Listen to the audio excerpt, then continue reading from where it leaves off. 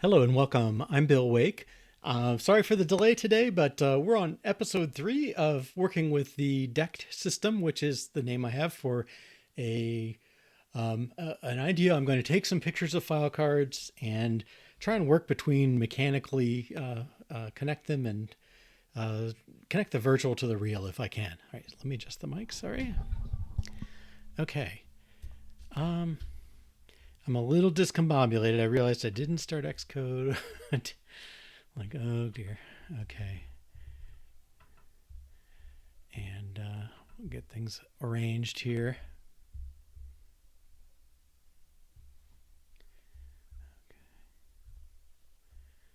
Okay. All right. So we've got the code is still there.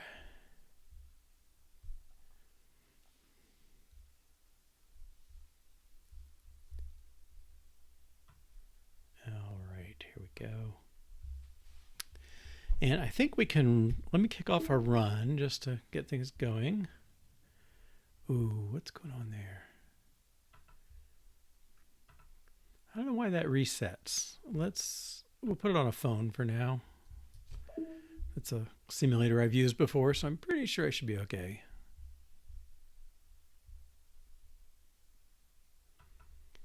All right, and while that starts, let me get another window going here.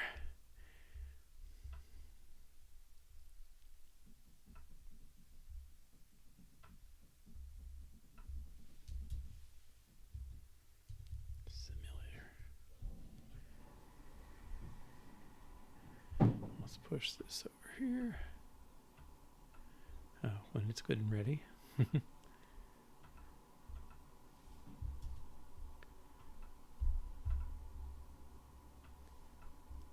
Oh.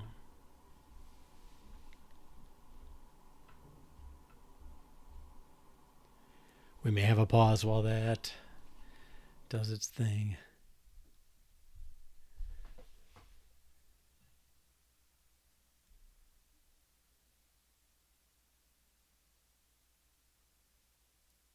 There we go.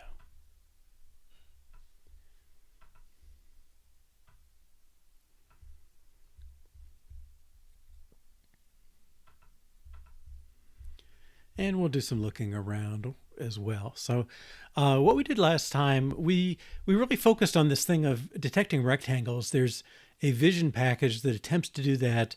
I don't know what kind of algorithm or whatever's going on in there. Like, is it machine learning based or just kind of, who knows? It's not my problem. My problem is, does it detect my rectangles? So we make a request, and then at some point you execute the request, perform request on an image handler, and it comes back. When it finishes, it calls your method, and it has a bunch of observations. So it's got results, and you because this was a rectangle request, we know it's rectangle observations, and we can go through and list them out. And we also did some work around the bounding box, and then the top right, bottom left kind of thing, and the height and so on. We really just need the rectangles. The other thing we did last time was we recognized that the coordinate system of these rectangles is different than the coordinate system of the images. Of course it is. The rectangles, they're done in percent basis. So 0 to 1 is the range. And so, if the rectangle starts halfway across the page, the upper left corner of it is half is 0.5 somehow for the X, and whatever it is for the Y.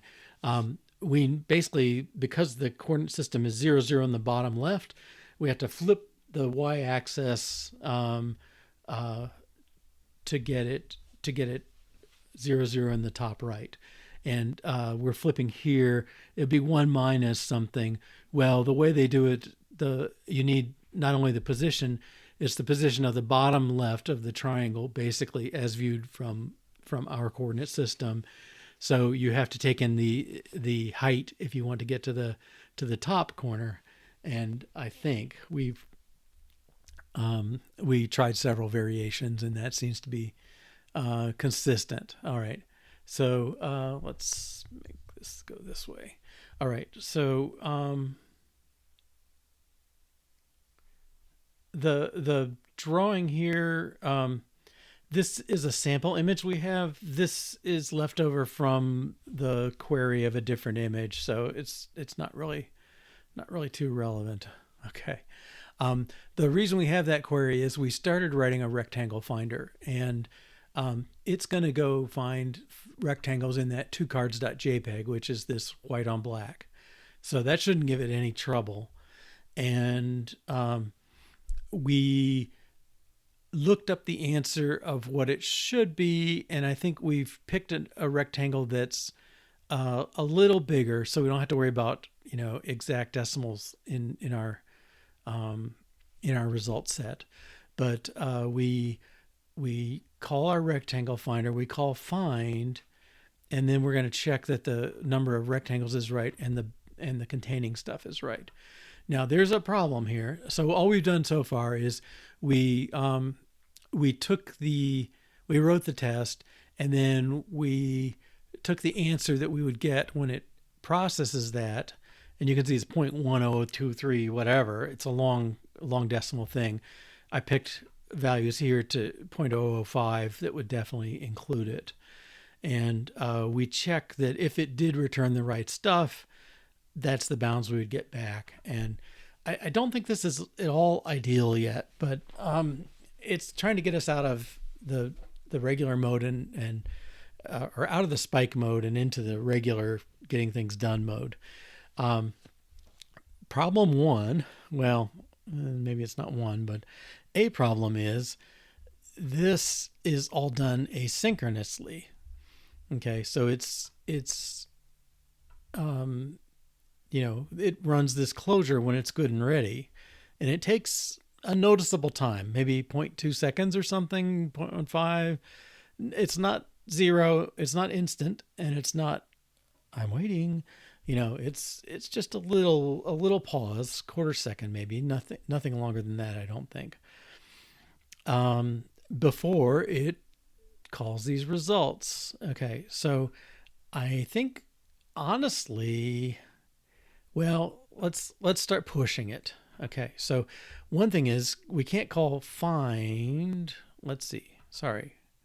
We can call find.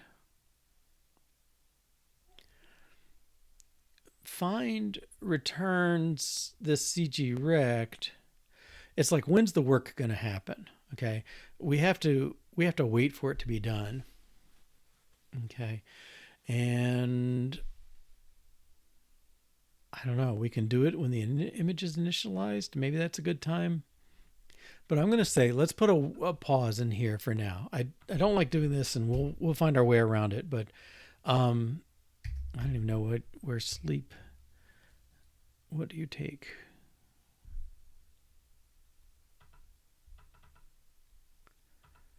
Well, I'm guessing you're milliseconds, but I don't know. Let's go look.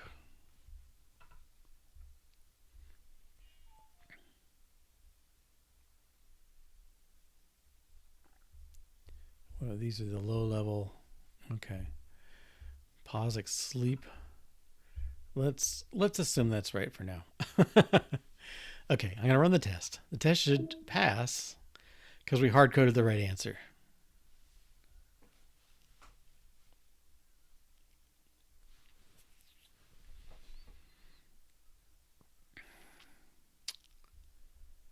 How are you doing?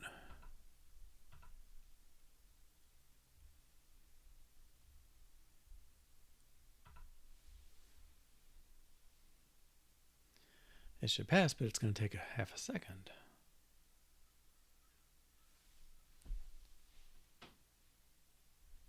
Excuse me, just a second.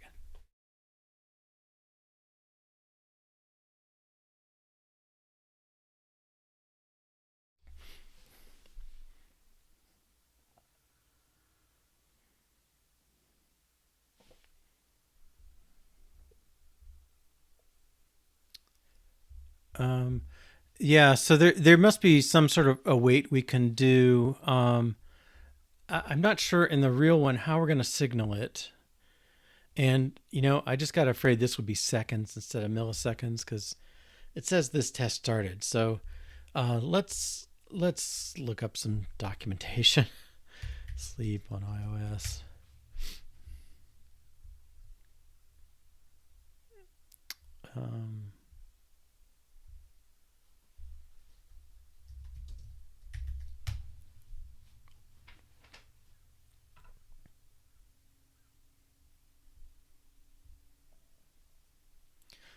Seconds. Okay.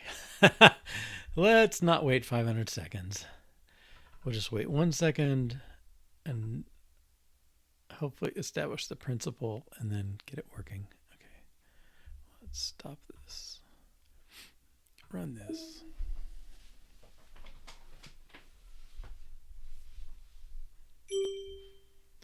Okay, so as of now, it's dealing with that. So my strategy here is I want to get some code moved from this more spike kind of situation to our real class with the tests.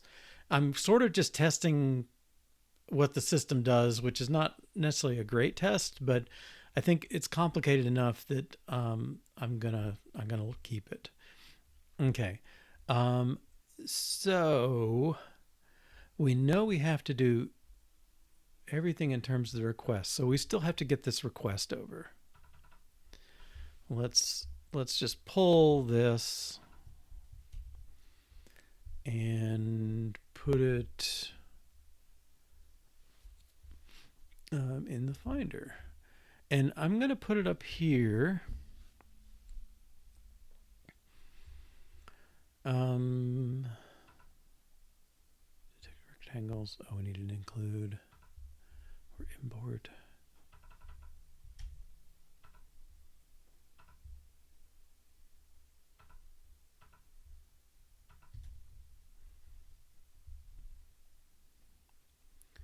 Okay. And I want to give this class basically this results. So let's well,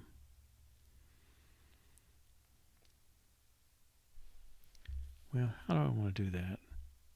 I want an array of CG recs. So let's just var results equals this of CG rect. Okay. In here, we don't care about this stuff anymore. We only care about the image.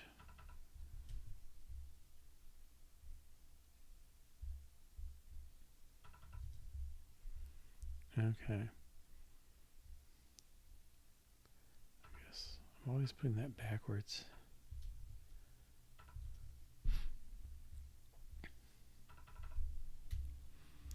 Okay, results equals rectangle results. The observations in results. Okay. Bounding rect.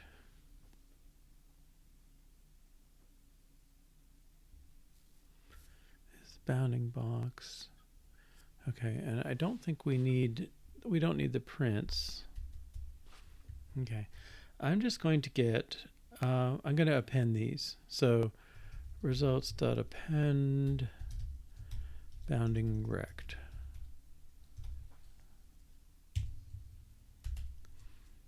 Okay.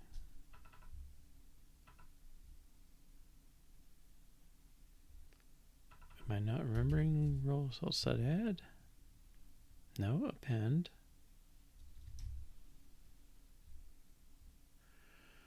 Sorry, results is an array of CG rects. Bounding rect is a CG rect.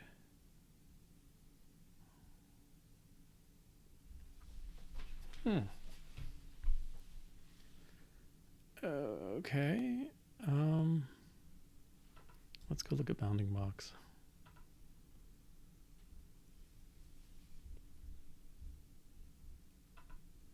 Oops, let me. This in view vertically. I'm going to refresh this. I'm not seeing today's comments. Oh, weird. Okay, well, I have it on another window, so I am aware you're there, Astrid. I'll have to see. Okay, so bounding box definitely returns a CG rect. So why is this? Bar results.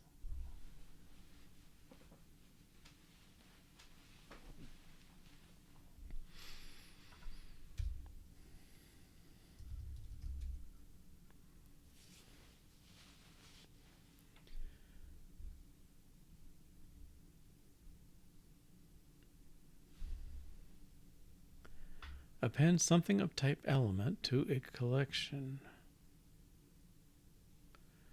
Let's go to the method. Maybe you just get a return value instead. It's mutable data.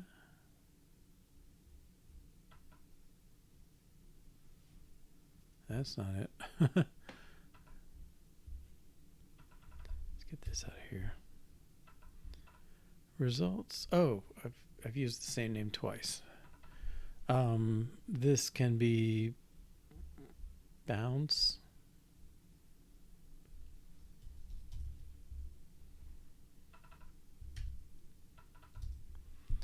Okay. So when you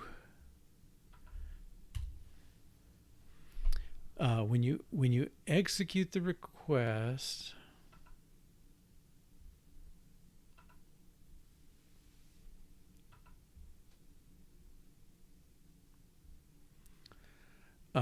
so this whole thing here is a closure.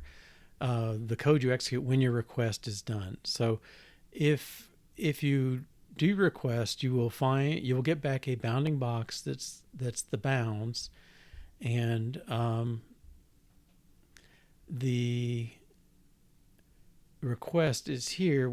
Maximum observations equals 0 says give me all of them, and we build a handler which takes an image and empty options for now, and it will try and do this. So our initialization is searching for those bounds. I don't know that that's the best way to do it, but I just gotta see some forward motion. You receive a rectangle observation list. We receive a list of these, and I'm converting them into the each one of those observations has a bounding box, and we're retaining those bounding boxes here, and that's what we'll send back in our find. I don't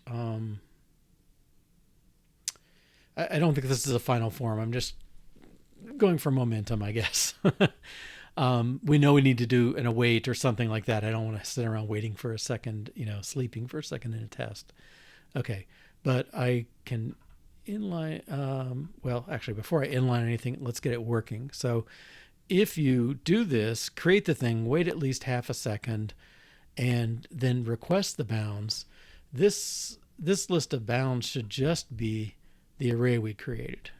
Okay, so these values are not, they're what should be returned based on the image we passed in. All right, let's see if we've got this working, and then we can critique it better. So this test, run it.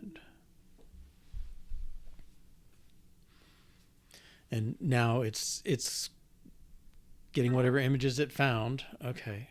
Ooh.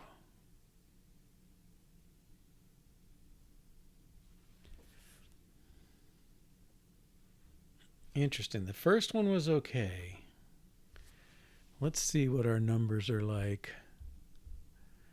0.5 versus 0.54. Okay, so the top left should be less.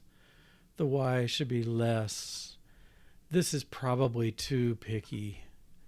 0.3. So I'm getting up to 0.8. With the 0.26 plus that is 0.76, is really close to 8. Let me stretch that a little bit. So I'm trying to look at the original coordinates. This plus the width is the answer I'm going to get, which is 0.799. And I'm going to make it a little wider. And then 0.29 plus 0.29. That's really pretty close to 0.6. Height 0.35. Oh, I'm allowing too much. The height 0.29. Let's make it. It should be at least 0.3. Okay. Sorry, the width should be the width 0.26. So 0.3 should have been okay. Let's see what values we're really getting there. Okay.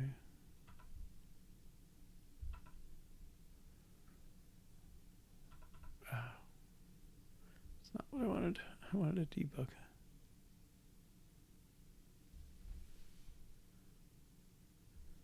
I don't know if that'll stop or not. Observation list, yes. Okay, let's see what our bounds are.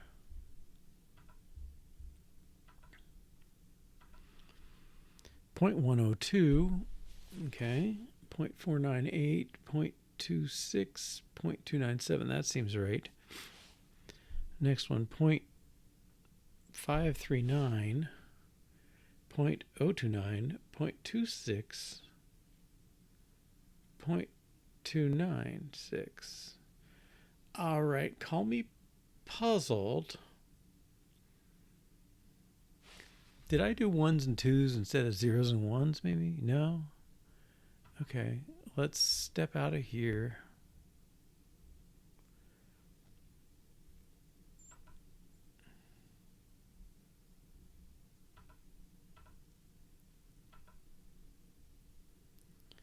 All right, let's see. Bounds to 0.5.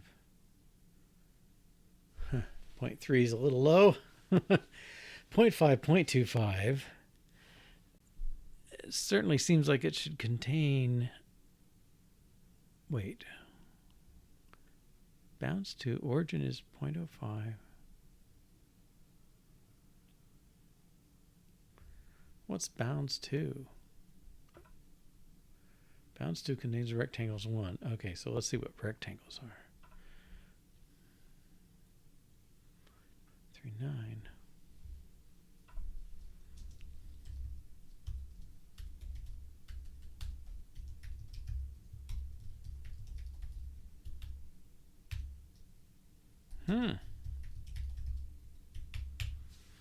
That is definitely what we expected. My arithmetic is wrong, I guess. Okay, if x is 0.53, I would think 0.5 would contain x. Okay, y is 0.25, should contain y.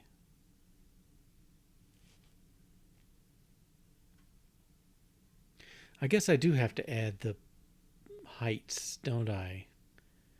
Okay, so 0.54 plus 0.26 is really 0.8. And I've really only allowed a little bit for that. Okay, because it's the box contains, so I have to be... the numbers are still the same as before. Yeah, so we have the same numbers. I think it's just my arithmetic here is if I want it to contain, I really do have to make sure that the box is fully contained, because that's what the bounds contains, the rectangle is going to do. So 0.54 plus 0.26 is right around 0.8. And I think maybe I just, a few decimal points away. And then 0.3 plus 0.3, I get 0.6. Y 0.25. This is really close to 0.6 again. I mean, I've just picked random rectangles that happen to be almost exactly too big to do the thing. Okay, let's step out, or let's continue. And we'll run that test again. Okay. And I've forgotten with this thing, does it... I guess it's going to keep running debug mode. Okay. And we will continue. Should pass. If my arithmetic is any better. Where's my test summary? Apparently it's not. Width must be wider. Okay, x 0.54, width 0.26. That's 0.54, 0.74, 0.80. And let's check my expectation. Width 0.35.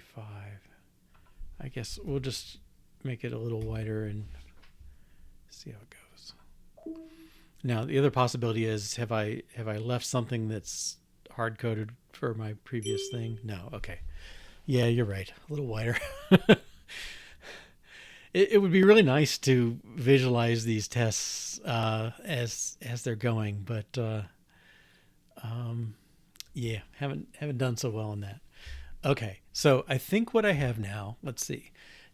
This goes away. Those answers are what we had yesterday. I'm just returning the bounds. Okay, I'm going to feel free to refactor. Oh, I don't know. Do I have an inline in here? I've been bouncing between environments, and yeah, no inline on this thing. Okay, so I will inline it manually. And take that. Okay. Now, this should still pass.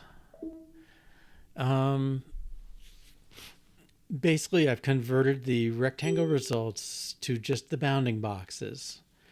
And that's here. Now, the code we have, I'm not quite sure the right way to do things, but one insight I had is that I think I want to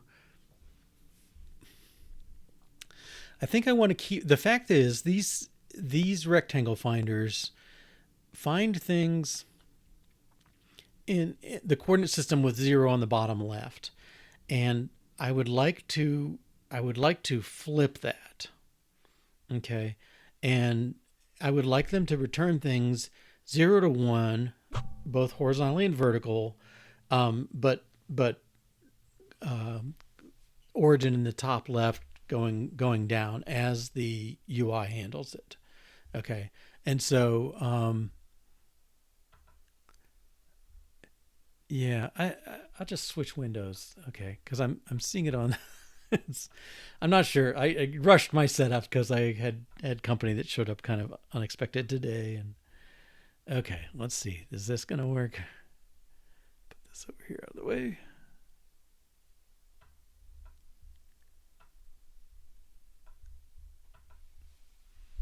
Okay, yeah, there we go. I'm seeing today's messages. So okay, all right. So anyway, these things are 0 to 1. Flipped vertically. So what I want to do is I think I want to keep them 0 to 1 because I think that's actually going to be kind of handy if we're scaling or anything like that, to be able to say like this is all 0 to 1. But I do need to flip that y-axis. So I want that to be part of my result. And let's see. So where that happens here. Now, we worked hard to get this right, but I don't want this happening here. I'm kind of okay. It's not great, but it's more or less okay to me that it's doing this multiplication, but this work I definitely don't want to do. And I feel like we can embed the multiplication in the request and have it done there as well. So I'm going to live again. I'm still living with this need for a sleep in my tests, and we will have to figure out how to do that. I'm pretty sure Xcode test has a way, but we have to kind of figure that out. But I want to get these coordinates and all that straightened out because we worked hard the other day to embed them and figure them out. So I think I probably was premature here. I want to make. Okay, let me extract this out. Rectangle. Let rectangle equal that. Yeah. Transposer. Yeah. So let's figure out. Let's find something to transpose this based on. It's really based on. Oh, wrong slide. This computation is based only on the bounds themselves. So we don't have to know the image size to do any of that, but we do need to transpose that. So um, I'm going to say, like, what do I want to say? I guess what I want to say, I want to change my test. Okay, so those values come back from the CG rect thing. I mean, the rectangle finder, the real vision class, and the the y coordinate is wrong.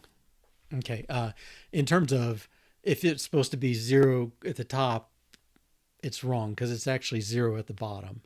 All right, so I would like the y coordinate. Well, I want it to be bounds.min y plus bounds.height.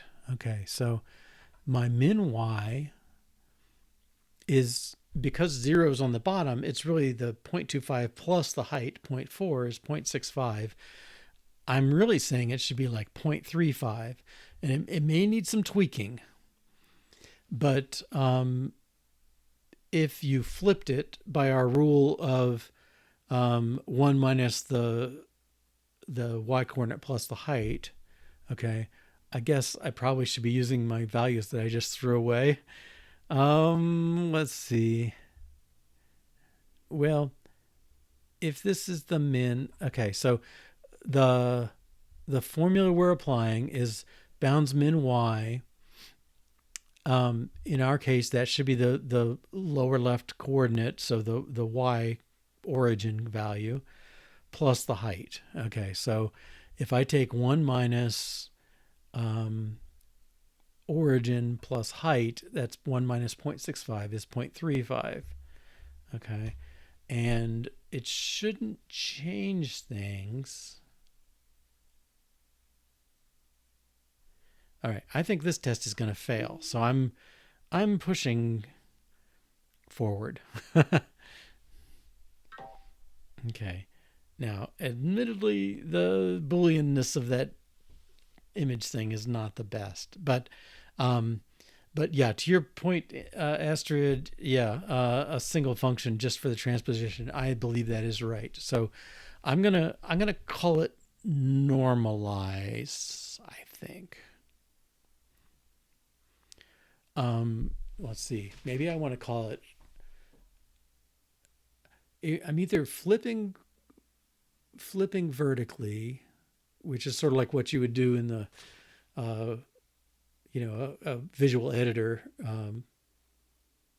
like in Keynote, right? If I take an object and a shape in there and I flip it vertically, I'm flipping it its coordinates upside down. Maybe that's enough. I mean, it is normalizing, but I think the real thing of it is flipping vertically. Flippity fish. So let's say that we did flip vertical on our triangle, flip vertically on our rectangle, okay, which doesn't exist, and we will make it. I don't know. Do I say private here? File private is really what it is, I think. Okay, so file private, flip vertically, takes a CG rect and produces a CG rect. Okay, and based on what we're doing, if I just return my original rectangle, yeah, func, I always forget that. Call to method requires explicit self. Okay, because we're in a closure. Yep. All right, this should still fail the same way because we're not doing any transposing.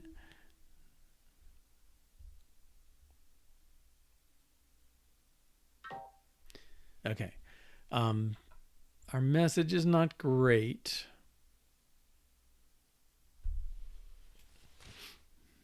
Let's fix that. Let's see. With a search through, do I get a... Is it optional message on the end, right? Message. Okay. Yeah, let's do that. I don't think I need to name it. Oh, I do. Okay. Oh no, I don't. Okay, good. Let's make a message.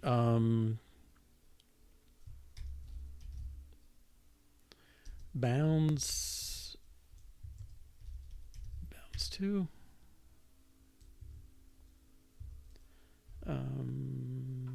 Put this down here.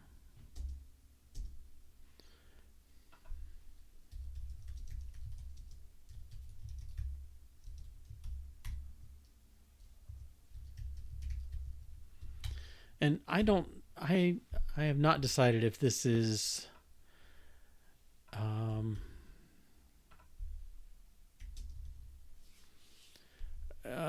I don't know if it's an important enough thing to extract out a new method or not.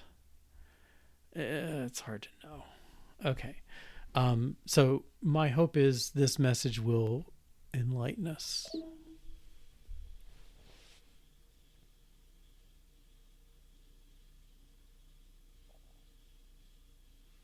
Oh, I have to flip bounds one too, don't I? Okay, what do we get? Okay, 0.5, 0.35, 0.4, 0.4 does not contain this rectangle. 0.5.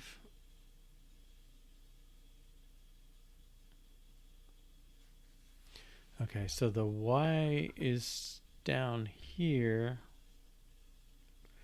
All right, I need to flip both. Okay, so if I have 0.45 plus 0.45, they both should be failing. That's the problem I'm having. So I don't know if you follow Ted Young, but he's been talking lately about making sure you're failing for the right reason, and I'm trying to get that right here. I need to flip both coordinate systems on both bounds. So this 0.45 is vertically almost halfway up, and then plus the height 0.9. Okay, when I flip it, it should be 1 minus this plus that is like 0.10. I don't know. Okay. So I do want both of them to fail for similar reasons, that the x coordinate looks okay, but the y is not in the right place.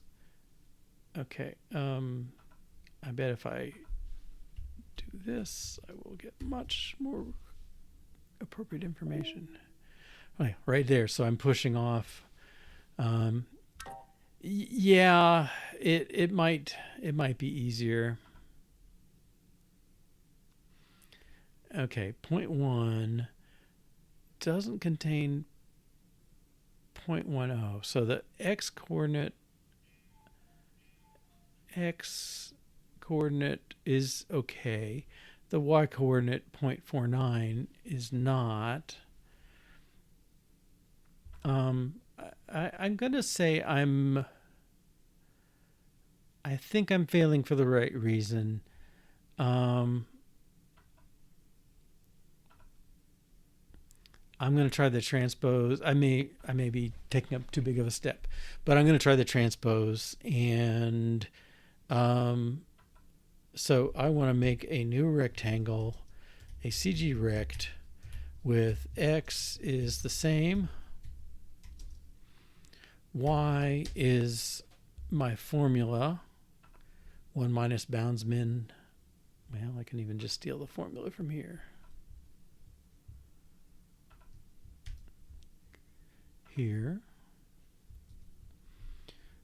This is rectangle.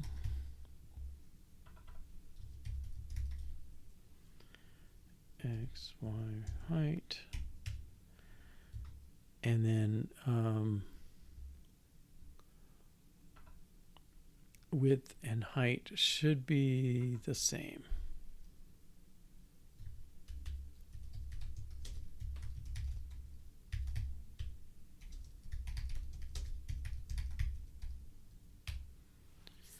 Okay.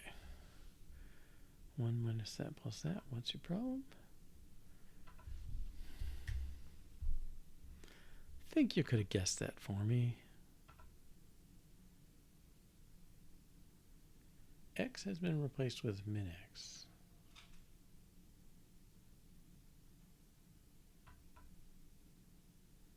Okay. And that will not be executed. Okay, let's see. This should pass. And if it doesn't, we're going to try and straighten out some better numbers. Okay. It has the virtue that it's, I'm sorry. It has the virtue that it's the real recognizer running, so I'm good in that sense. I may regret it. Although, once you've created one of these, we're not providing you a way to change the image. So the image, the finder is specific to an image, which seems reasonable. Doing it up front, it gives us a little boost in terms of the timing of it, but not much other advantage. Okay, so I think we've pulled that part out, and I think we can do it out of here. All right, so I believe all this stuff we've covered. I'm going to comment it out for now. I'm eventually going to delete it. All right, now this. So my guess is we should be able to say, let finder equal rectangle finder of our image, source image, I think it was called.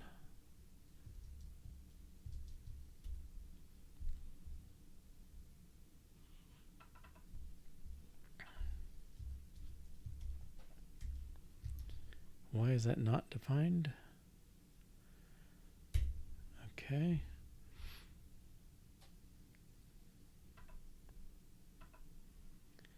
Okay. And then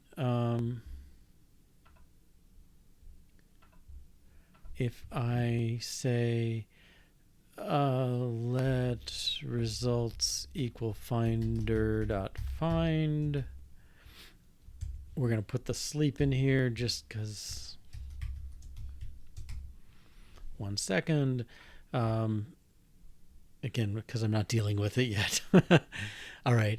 And then for rectangle in results, print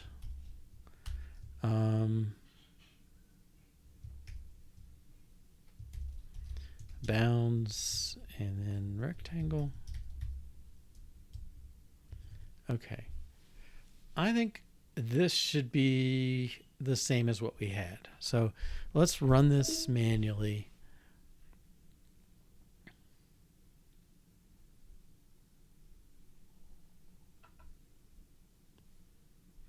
And the numbers here should look familiar. Yes, they do. Okay. A little odd because of the manipulation we did already. Okay. And that, I think, means we've, at least it convinces me we've done this, and I can always get it back from source control if I have to. Okay. So now we've printed those things, but this stuff, we get an image, we get a reader. Yeah, now I'm feeling like I don't know. Let's see. Request. Oh, nice. Okay, thank you.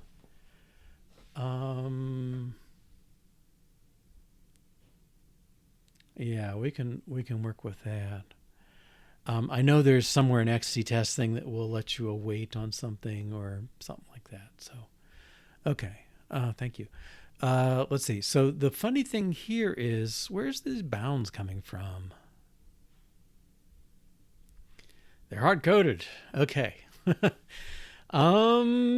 That's interesting. Let's put back a different image. Let's put back yacht1.jpg.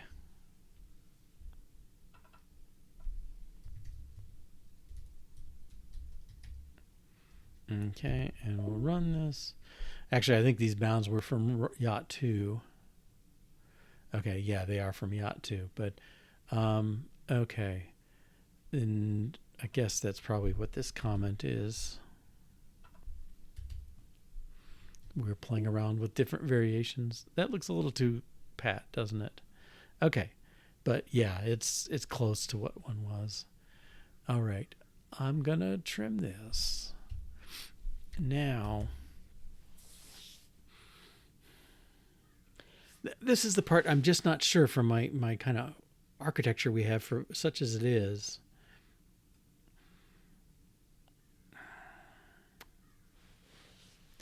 I mean, what you can see is we've got bounds here. We would love to run our finder and hardcode values from black and white image. Yeah, they were definitely rigged for a different image. Okay. These were just me sort of rounding off one of the earlier ones that was actually searching that image. Okay. This part, okay, let's do the same math here. Okay, so what we did was we took the y coordinate 0.15 plus the height, which is 0.34, and we subtracted it, so 0.66. All right, and then now this should just be bounds dot min y. Okay, let's try that. What's the matter? I think I just have an extra print.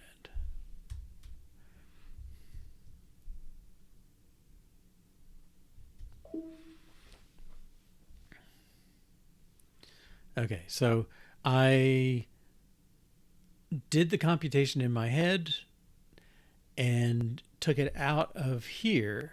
And so I think that is fine.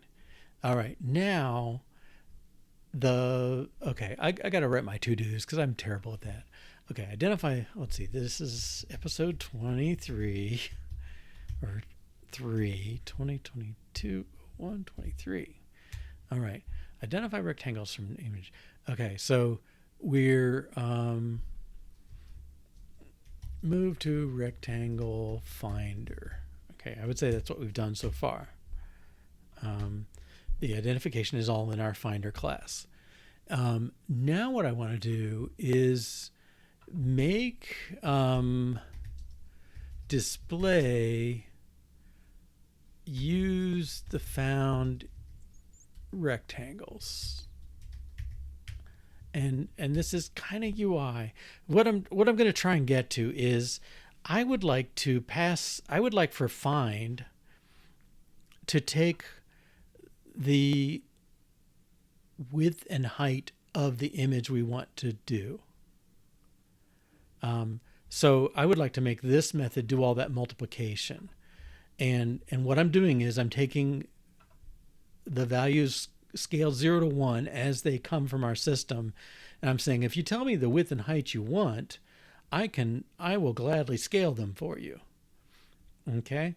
And if that happened, then this calculation would, well, bounds. Yeah, these are the same. Does that seem right? Oh, that's bounds width and bounds min y. I would like to make it go away. I would like you to just say, I want to get the offset for these things. Now, if I scale the whole rectangle and it works, yeah, I want the image width and height passed in when you use your, I would like it to look like this. Image dot, I'm not sure which is first, with image dot height, something like that. I don't know if, apparently they have it. Is that true? UI image.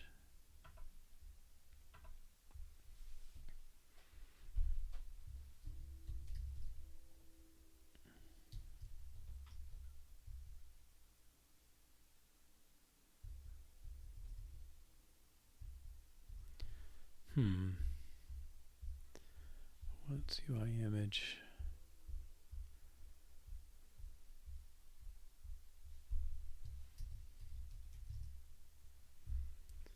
Object. Okay, I'm just surprised it's oh, there it is. Okay. Cannot find image in scope. Yeah. All right. I want to pass that information in from the image and get coordinates back in terms of the image coordinate system. I mean, I've got the image. I'm holding on to the image, so I don't even need to pass it in, do I? I've got, maybe that's even better. I've got the image, and when you ask me for the rectangles, I want them to be in terms of the image, both its coordinate systems, like flip vertically, and the size and bounds and all that stuff. Okay, so I can hold the image and do that. Okay. Am I changing things too much? That's the trick for me.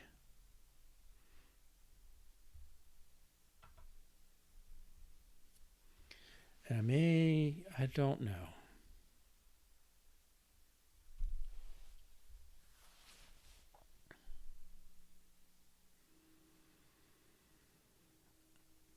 I think I'm coming more and more to regret not taking your advice on just getting things with two super simple coordinates, because I'm going to have to think now, and I don't like it, and I'm not very good at it. Doing the arithmetic in my head, But what I'm thinking is, you give me an image that's some dimensions across, up and down, the width and height. The image certainly has a width and height, and I can give you the rectangles in terms of those coordinates. And I think that's the right thing to do. Okay. Now the trick is, what's the width and height of the image? That I don't know. I mean, I defined the image in here last time. Here. So theoretically, I do know that it's 786 by 440. Okay. Let's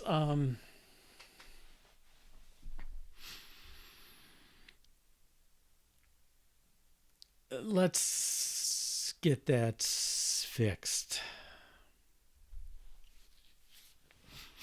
What will be good? I don't want to be square, because square images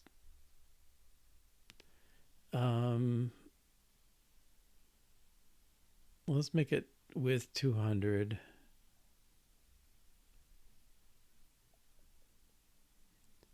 height 100.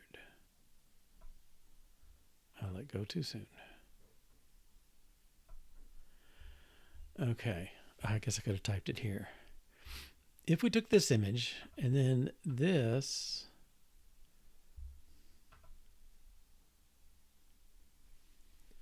width 52, let's get it to round numbers.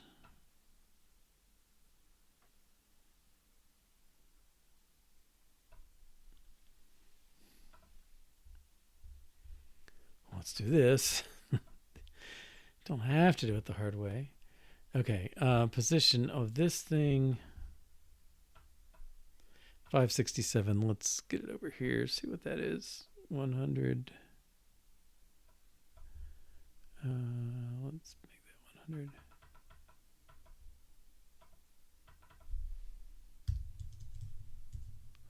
Okay, that should make this math easier. Okay, so 100.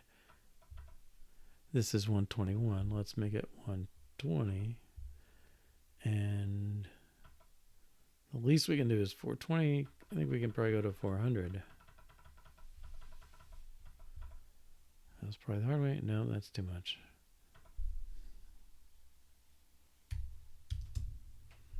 Okay.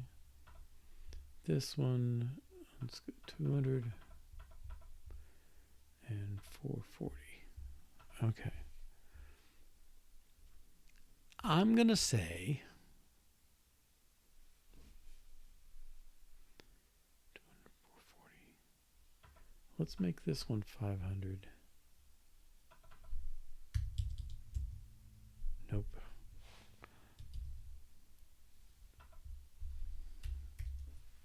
Okay, 450. 120. Is 100 too far? Yes. Okay. Now he's 100 by 200. Let's copy this. Go in GIMP.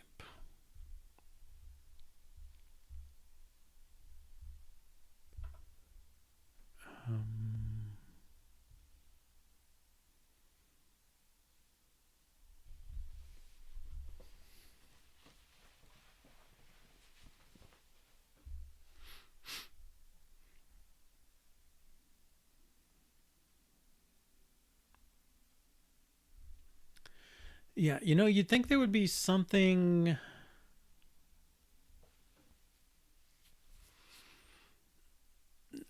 I would think there'd be something that adjusts a rectangle to scale it or something like that. If we flipped it and then scaled it by image, I got a feeling that would actually kind of work. Let's see.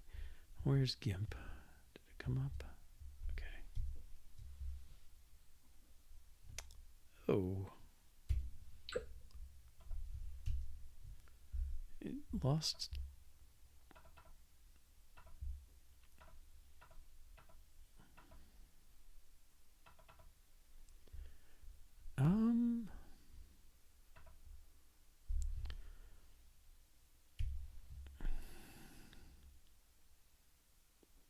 Well, let's do it the easy way.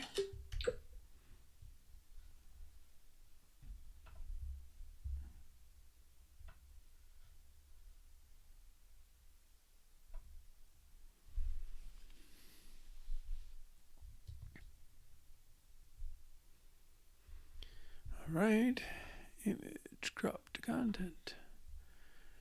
Okay, and your size.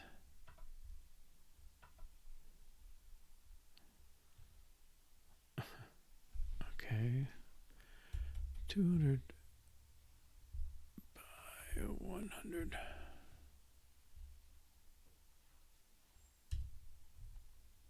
No, that's not the right one. Scale image.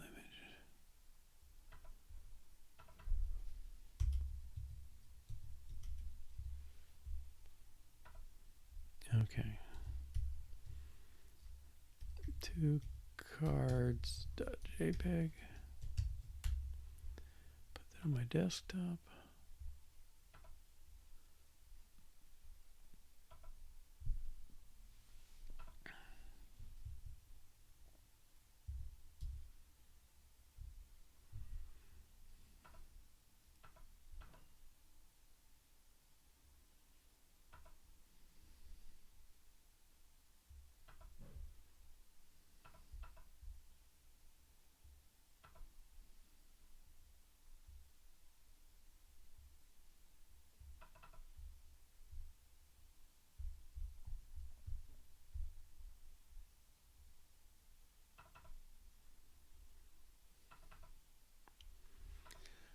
Okay. Now, let's see what numbers we get back here. The test should fail, right? Because we changed the image. Let's go find the test. I'm kind of just going to take what it tells me.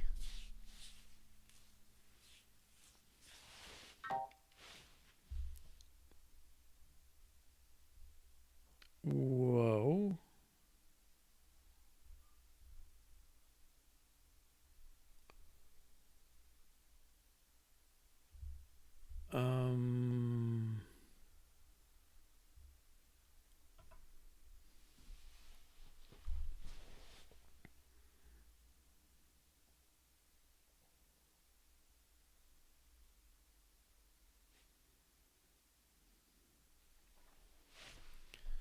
I'm worried about that 3.09.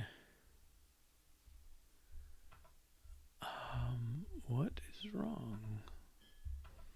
Okay, let's scale this thing up. Oh, look at that. Wow.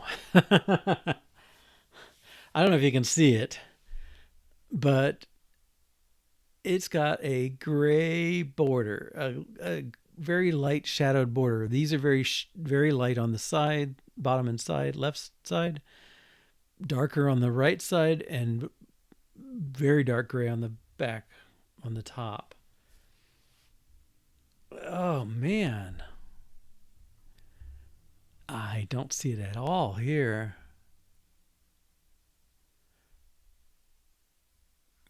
Oh, golly. Okay. How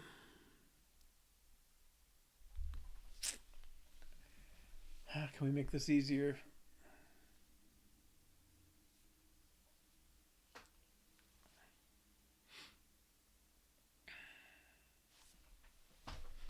And I'm not sure what the third observation is.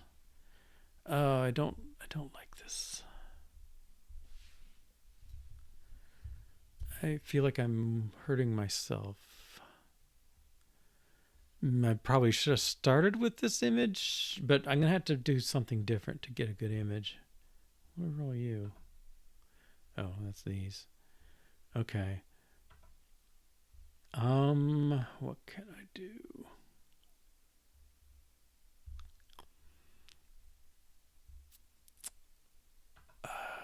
If I select by color.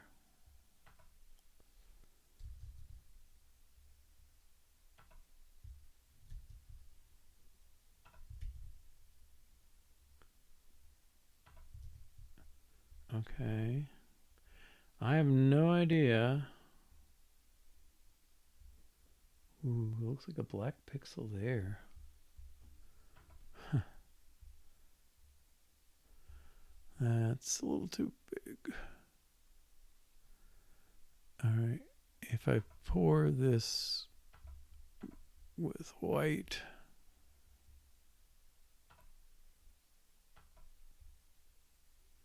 I'm not allowed to pour. Why am I not allowed to pour?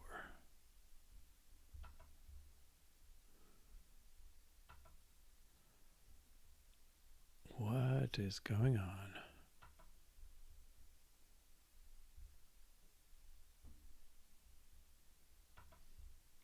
Yeah, I took an upgrade of GIMP a while back, and this stuff has just not worked right since.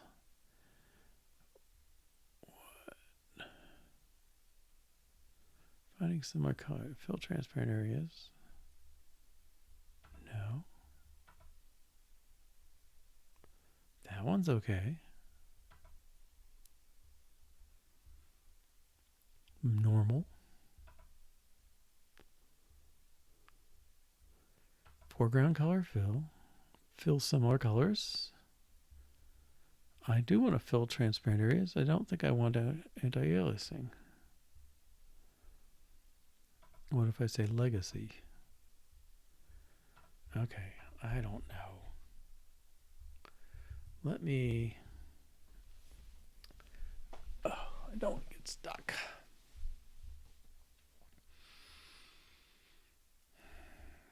I'm going to revert that file. And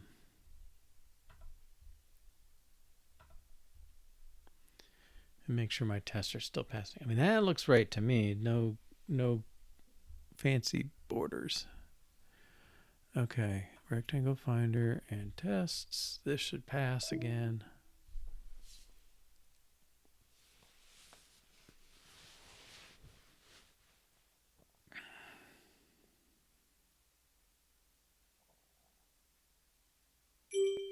Okay.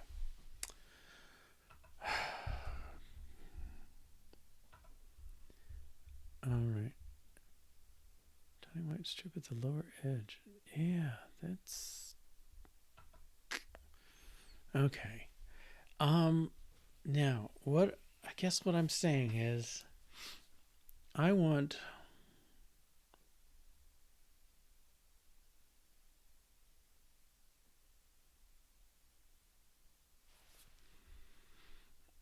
my images scaled. Maybe I can just, I don't know, it's a little bit of cheating, but if let's do this.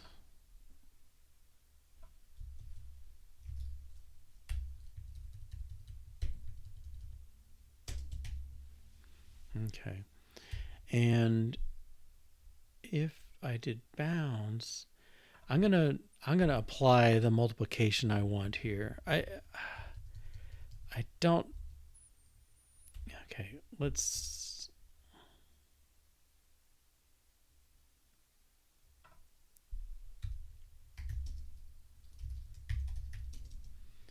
You typed it for me. Image dot size dot width.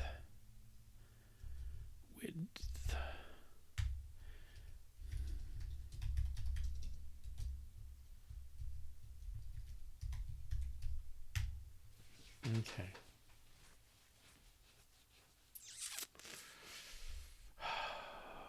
I don't. See, tests getting complicated like this is not the good sign. Hopefully, I can get it complicated and then simplify it and be okay. But I think what I'm saying is any coordinates. Well, I think all these things have to multiply by image width.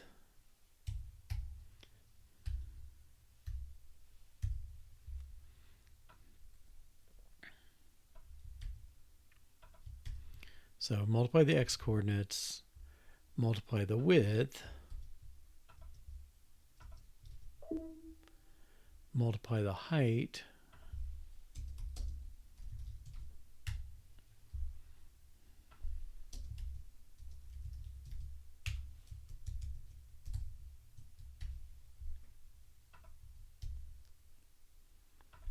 and that.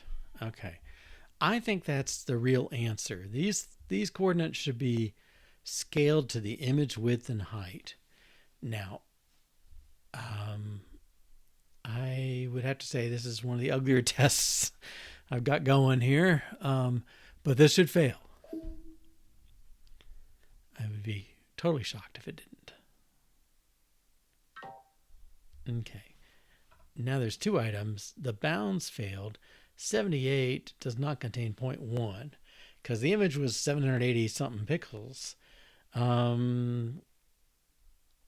Okay, so let's make it pass, and then we clearly have work to do. Okay, so I've already got the image. So, and we've actually, oh, I didn't tuck it away yet. Okay, so this is kind of permanent. So let image equals, let image be UI image, and I will save it here.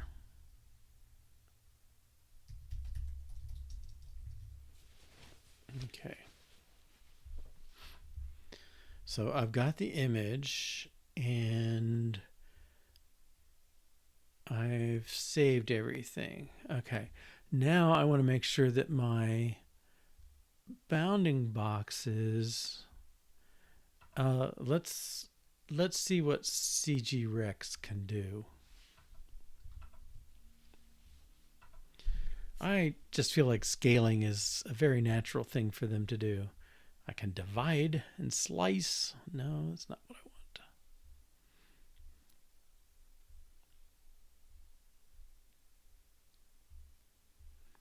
I can print.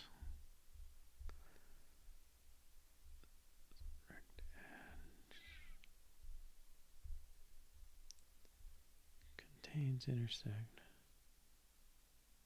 Yes, it would be very nice to pair.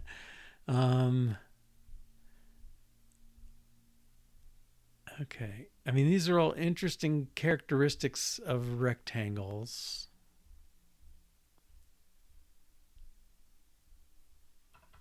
Inset by, that's kind of interesting. Okay, I'm gonna work it on my side here. So I'm gonna say what I would like is I don't just want to flip it vertically, but I want to scale by. I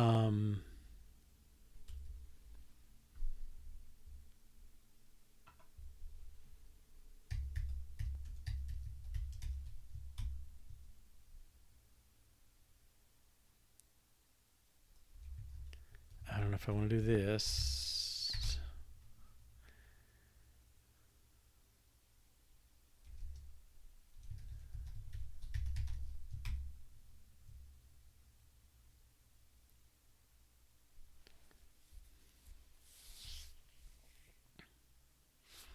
What's image.size?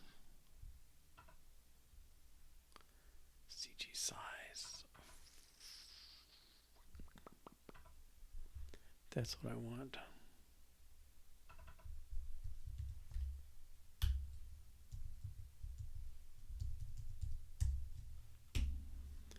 Okay, I'm saying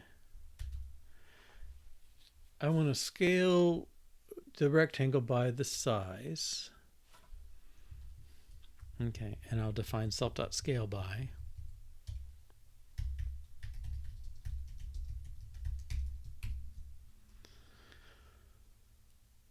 This is a CG size. And a rectangle.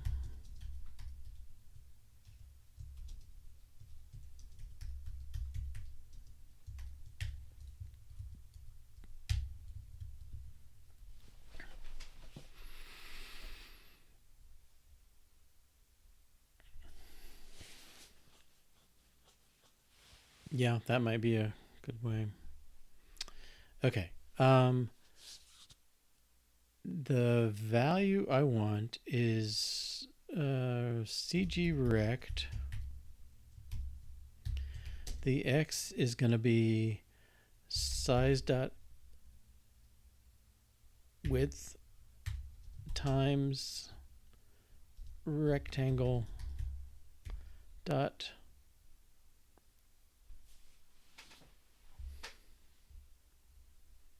I guess min x. Y is size dot height times rectangle dot min y. The width is size dot width times rectangle dot width. And the height is size dot height times rectangle dot height. Okay. Get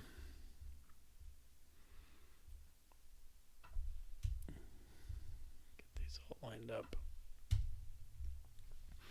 Okay, so I'm multiplying each coordinate by the size or the width or the height correspondingly. X's get width, Y's get heights, and heights get heights. Okay.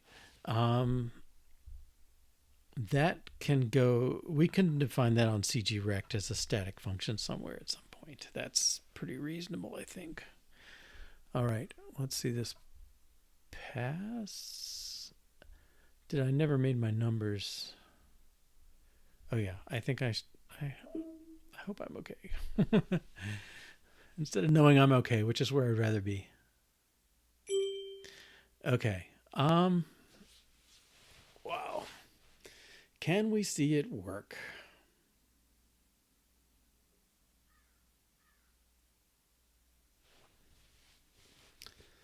That's a bit of trickiness. Okay.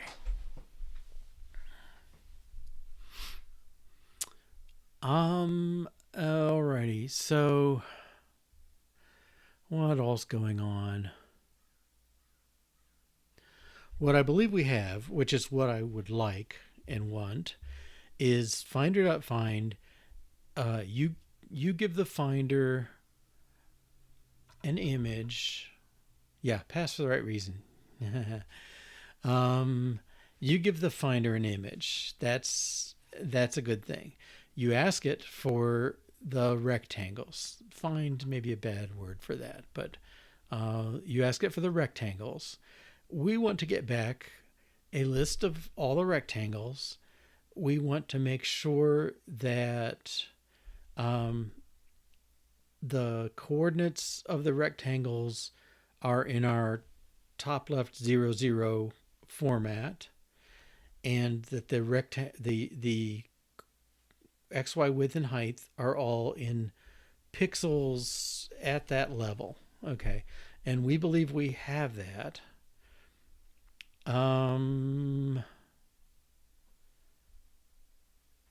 Let's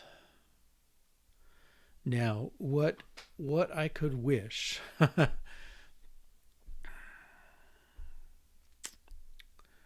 All right, I certainly messed up. I'm not sure what I did to the image. If the fact that there was a little bit of a bevel border on my white rectangles, we didn't really tie down to what the finder thing was returning for that. But okay. Now, is the balance where I want it? I mean, to some extent, I think this is all static data. Debug through. Yeah, I don't mind doing that. I'm reasonably confident. The only one that banging through my head was like, where should this manipulation of the coordinate system be? And let me just match these up too. I think that'll make it easier to track. Down here, up here.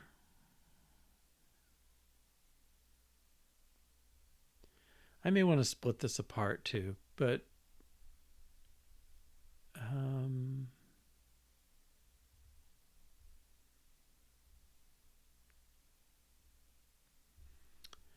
yeah, we'll break here. Let's break here. And yeah, I think that'll be okay. If we run, we'll get down to here and in here. All right, so we've set up our request with the image, and we're about to perform this request. Notice it takes an array, so you could actually pass in multiple images at the same time because there's an overhead to starting up this vision recognizer. But anyway, we're here ready to perform the request. When we hit go, it should run off and do the analysis and then come back and call into our closure here. So I will hit go. Continue. Okay, and I'm here. All right, let's see the results. Let's step over. Okay, so results. We expect these to be rectangles that are all 0 to 1 based. Oh, can we tell? I think we're going to have to look at individual observations. So here's an observation.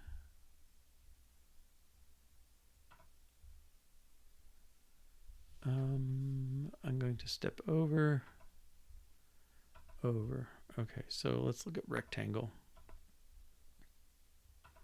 Yeah, here we can see it. The coordinates are 0 to 1 base. So this is kind of 10% over and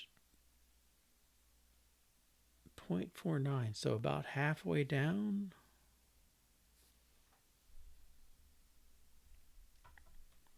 I guess that's the flipped. The bottom of that. Yeah. So the bottom of this image. So you have to imagine this thing flipped vertically. So let's duplicate it and do that.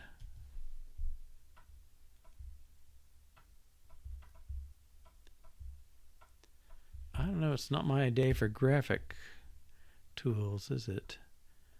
Okay. Arrange, flip vertically. Okay. So I've flipped this image. So the top of this this is about 10% up, and it's about 40% of the total height. Okay. And when we flip that, it's going to look like the other side in our coordinate system. But 0.1, 0.5 for the y looks right to me. Width 0.26, height 0.3. Yeah, I mean, plausibly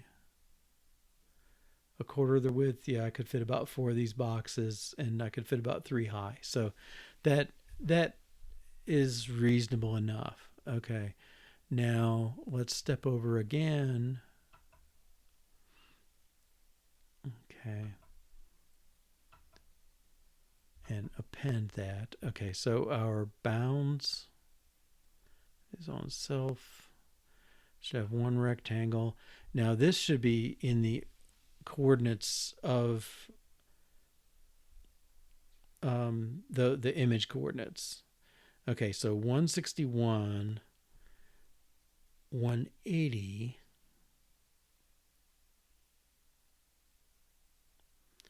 I guess let's get our image stuff. Can we? I'll just print it here.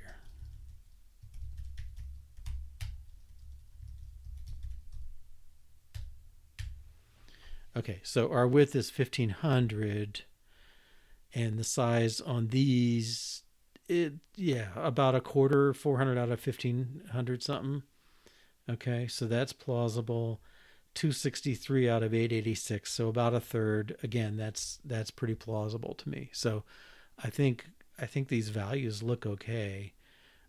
X 160, Y 180. Okay, X 160, 10% out of the total there. That's pretty plausible. Y 180. What was the height? 886. So about 25%. I don't know. That seems a little low for 25%. Okay.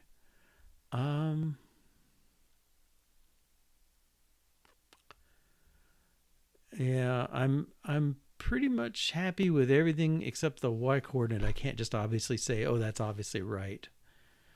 180.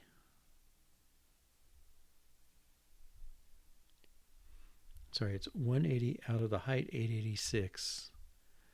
So a little less than a quarter, 20%.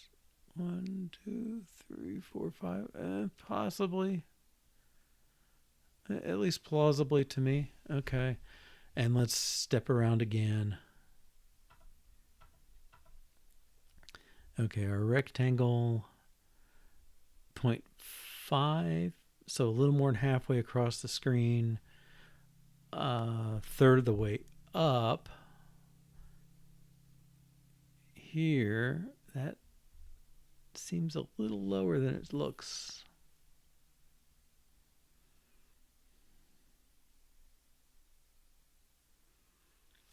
The size width 0.26, height 0.3. That's about the same as the other one. That seems okay. And let me step over this. Okay, so our second rectangle, Let's compare these. The width 400, height 263. Those two are very, very close. That seems right. They look like about the same width. You might be off a pixel or something between them, but not much. I guess 1.6 versus 0.9, less than a pixel. And yeah, again, less than a pixel, 0.8, something like that, 0.7. So width and height look really good. The x-coordinate 160 versus 850. I think 850 looks like about halfway across the 1600. So I'm buying it. Oh, I pointed at that one. I should point at this one.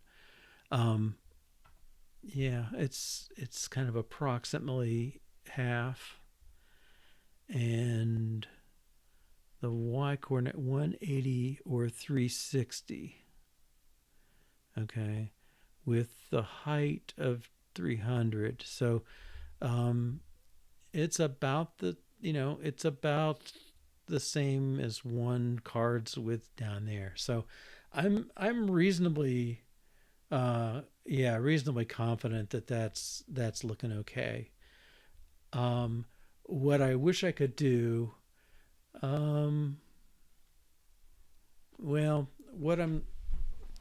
this may be where we haven't tackled this problem of how do I get information in and out of the UI versus the rest. Like how does the UI know to draw things? Okay. What I can do, let's see. If my rectangle, okay, let's take the rectangle we have here. Write it down somewhere. So I'll just say 160, 180, 411, and height 263. Okay. So I'm going to take these values and plug them in here. Okay. I'm going to take out this computation. I'm just going to use the bounds. Okay, so the bounds width, I'm just going to use that directly. And same thing on the bounds height. And same thing, because all this stuff was compensating for the arithmetic of that I believe we've encapsulated in here. So I'm manually copying in the number values. I'll comment this and add it like here. But it's something like X 160, it was 161. Oh, I got it down there. Y 181, width 412, and height 263. Okay, so I'm just taking the values from 2cards.jpg. Is that spelled right? Okay, so if this is right, okay, and let me get the other one too. 850, 362, 411, 262. All right. We'll continue. Okay. If I ran with this on 2 cards, I expect this to give us a nice red rectangle around the right thing. Okay, let's make sure that happens. We'll do it visually, and then we've got to start straightening out some other stuff.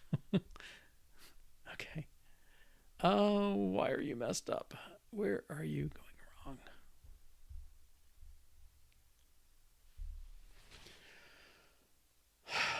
Oh, I've done something to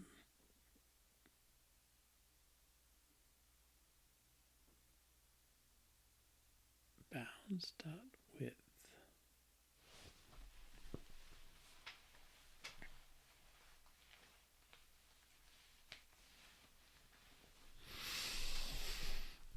Okay, what have we done? Let's undo.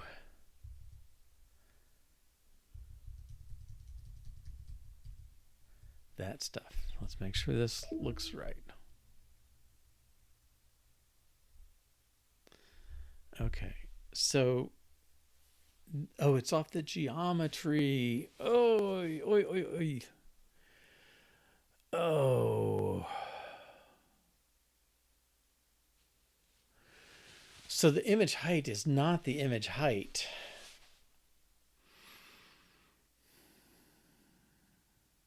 All right. So I'm not sure if what I'm just saying is making sense, but we have an image that's like 1500 across, and this image here is not 1500 across. It's been scaled down because we did a scale to fit.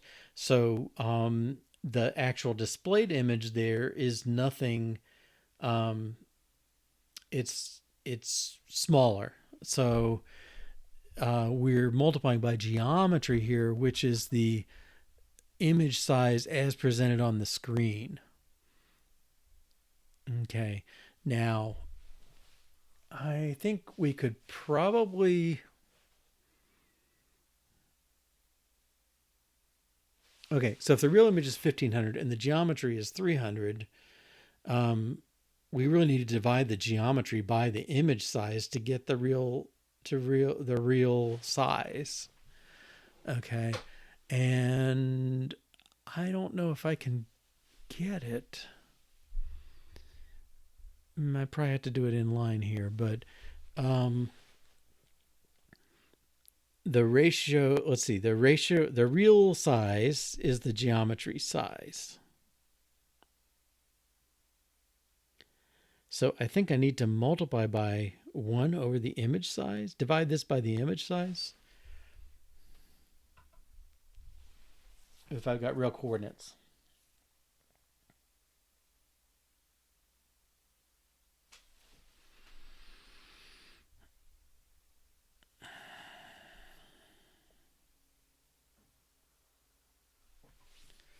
I don't know if I want to do this or not.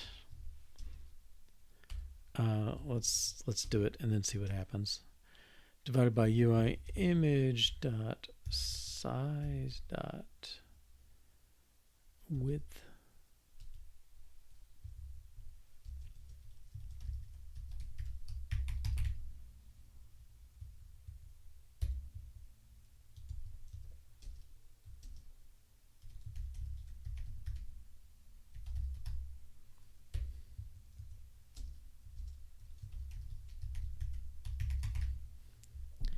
So hard to get all these things there. Could you use UI image dot size dot width? I thought I could. Isn't that? Am I spelling that wrong?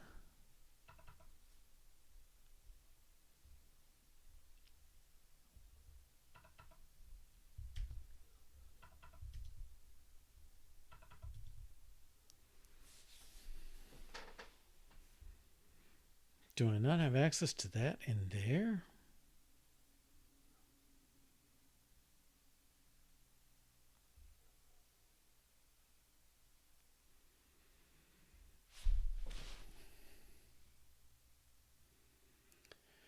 This is making me wonder if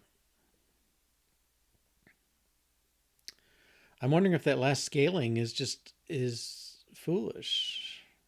Yeah, I'm undoing the calculation because I'm trying to scale it by geometry size, and that's kind of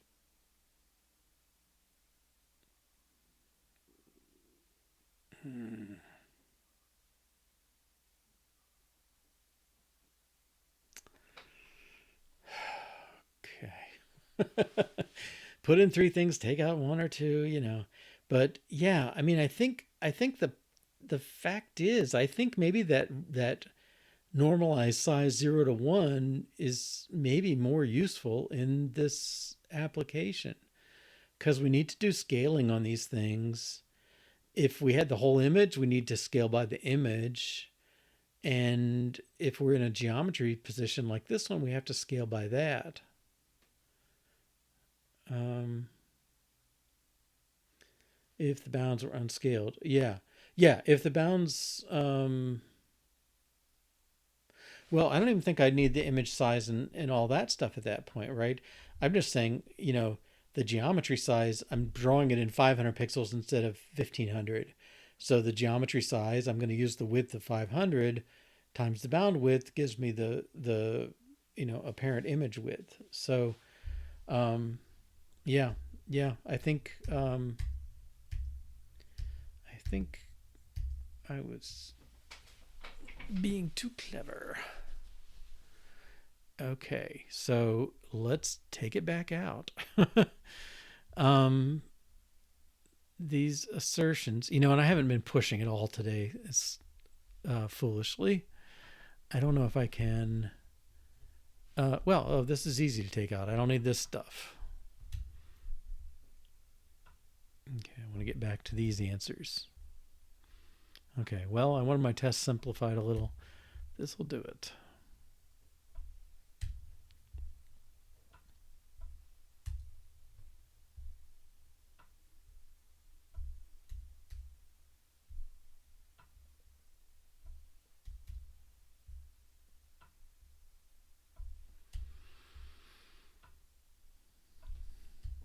Okay. Alrighty. Oops. Took out the wrong thing.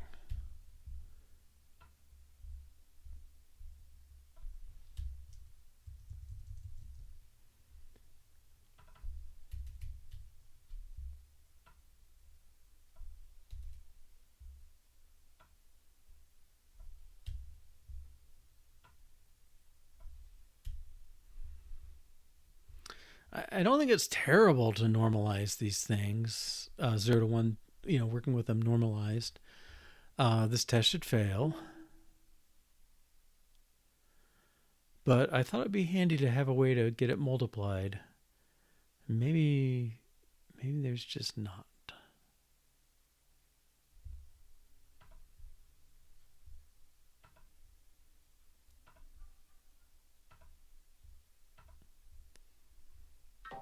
Okay, and let's clean up this stuff. Okay, so I don't need scale by anymore.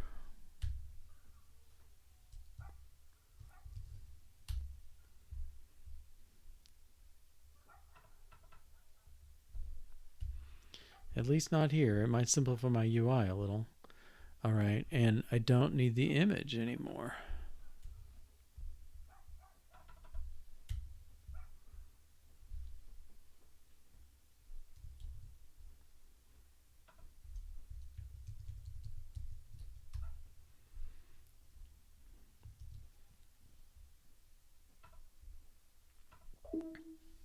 All right, expect this to pass.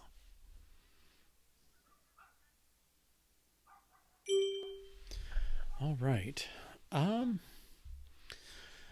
Let's not compound our foolishness here.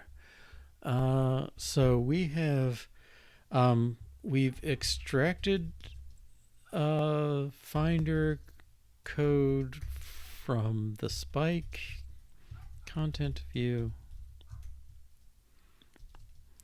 and it returns rectangles flipped vertically to match the UI's coordinate system. Still no scaled 0 to 1 in X and Y. Okay. Commit push to remote. I wish I could leave that checked. Okay, and what have we said here? Make display use the bound rectangles. Well, it kind of is now.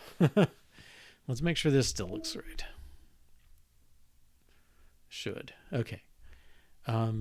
So this rectangle is normalized 0 to 1 and flipped properly. So I think that is okay. Now, let's consider. Okay, so it's 3 o'clock. I think I started late. I'm going to keep going for 20 or 30 minutes here till we get to a good stopping point. but I would like to take into account this address a comment Astrid made earlier about um, the completion handler. So I know we have to be careful about running things in the right thread and stuff like that. I don't yet know how I'm going to get information back from this image thing over into the content view, because I think what I would like,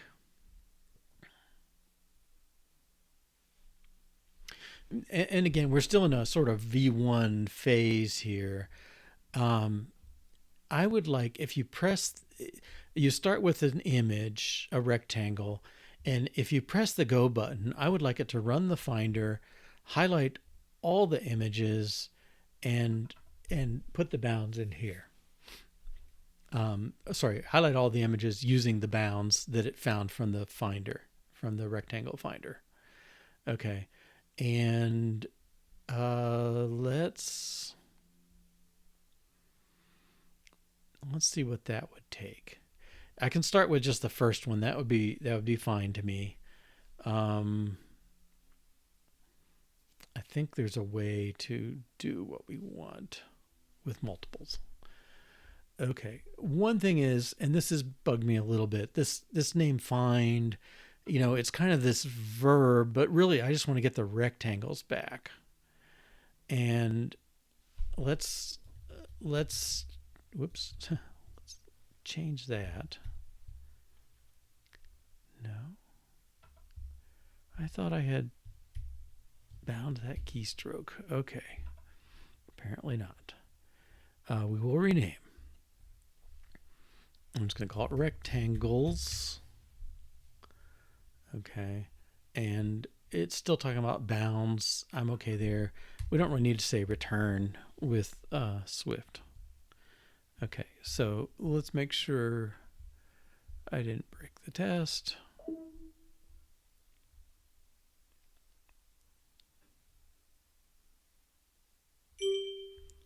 Okay. And we'll commit this. Rectangle dot finder dot bounds goes to dot dot find.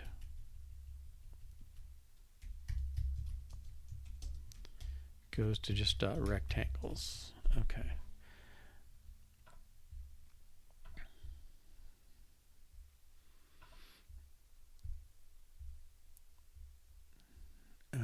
Okay.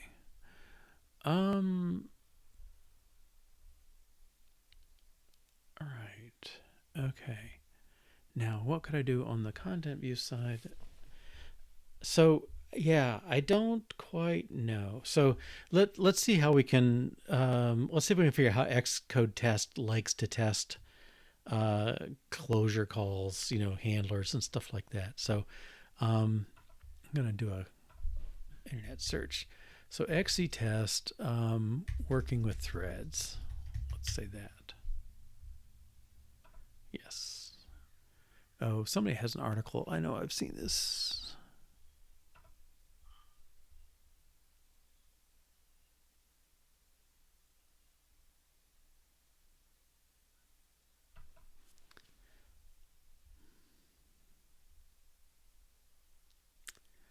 I don't care about the page side.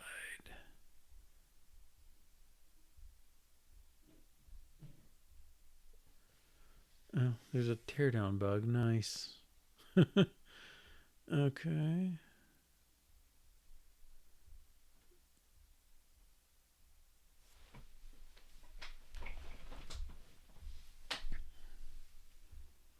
Timing issues. That maybe you run into this more with UI testing for sure.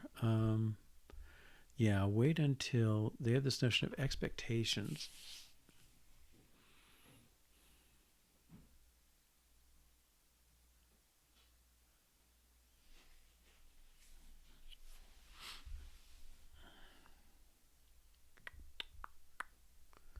Is it XC test expectation?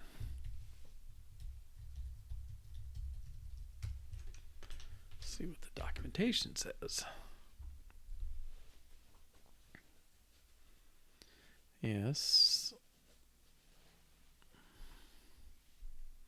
Now, I thought they did something to make this easier. Let's see. Maybe this is what this is.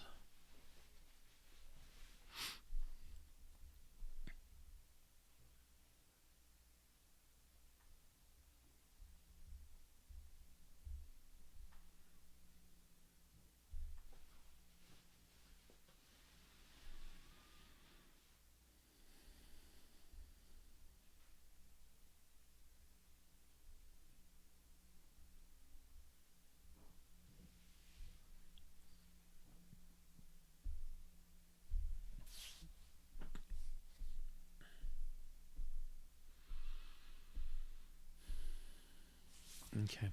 So what I'm seeing is you're creating some sort of task that runs, well, in this case, URL session, running asynchronously somehow, but you have a handler that says, "Hey, my expectation got fulfilled." So you're just telling it, "I'm done with this call."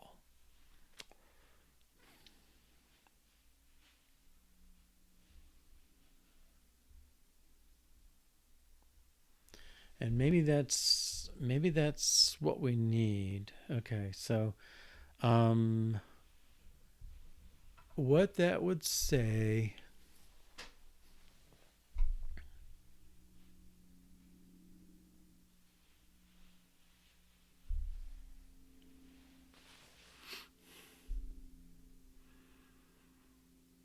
the question I have is where the handler should live. So it's one thing to say I can notify when the request is done, and I do that here.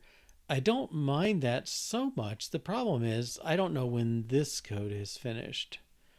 Now this code is not super slow. I mean, this is the slow code, the perform that actually digs up the rectangles.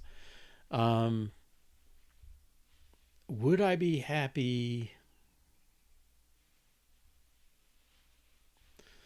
I'm almost thinking I need to be more like that myself. That if I gave you a handler that you could call, sorry, if I called, if I let you register a handler and I call it when I'm done with all this stuff, um, then you, as the client, you would call init, you'd register your handler, it would do something on the UI thread whenever it finished, and it would be able to go out here and grab rectangles without worrying that it was not being done or something. Okay. Um, I don't think I need to combine that with this handler. Now, the second thing I want to worry about is, let's see, this stuff. If I did that, I could make use of this asynchronous test kind of thing. I would, I would call my initializer registering this little method that called expectation.fulfill, and then I can wait for it and verify that the rectangles are there, which would take us away from the sleep. So that's a good thing. Um, this guy, I didn't save links very well. I don't think I have them. No, handwriting recognition's a bust. um, that is that was helpful, but it's not. Okay. A rectangle request returns observations of rectangle observations. Use this request. Okay, but I need.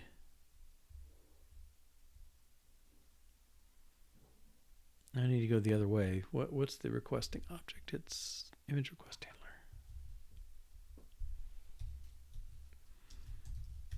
We had an example the other day. I'm hoping it pops right back up. But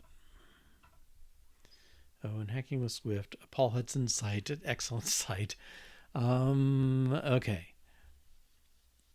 perform vision requests, you can specify the image and optionally a completion handler called perform to begin handling the request. And I think, yeah, here we go. Detecting objects in still images. This is the one. Let's save that. Okay. Prepare an image. Okay. Create a request. We've done that. We can do some tweaking here. We've definitely got some work to do, but now pass them as an array to the request handler perform.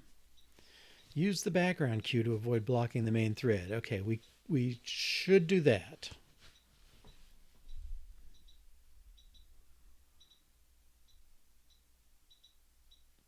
Okay, this is the kind of code that should be the code we have in our handler, in our button trigger. Okay, I'll just paste it, comment it out. Well, really, I don't get a copy. Okay, so to properly execute this code, we would like to run it asynchronously in the global queue. Okay, and do it as a background task basically, and then at some point perform returns a boolean. If it succeeded, the results contain all the stuff. Okay, this uses, okay, async. All right, so yeah, always dispatch UI calls to the main thread. Okay, and I think we can do that. All right, so I think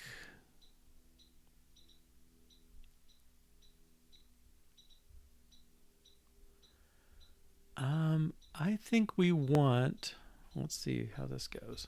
I think what we want is we want a closure here. So when you initialize, you give me a function you want called that will notify you that everything's ready. And you can execute that in whatever thread you want.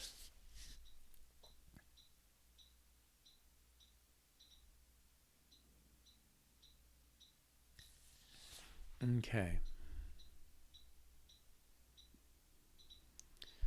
Oh, closure syntax.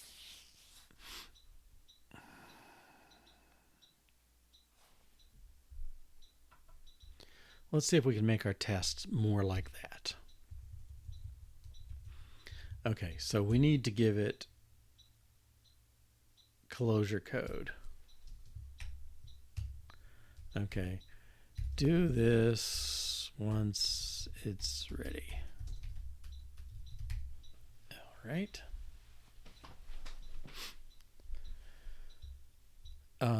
Yeah, we'll straighten that out momentarily.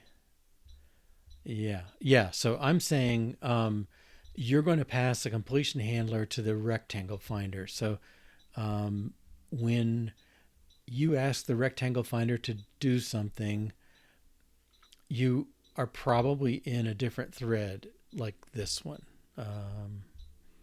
That really, it should be done as a background activity in the global thread, basically, asynchronous.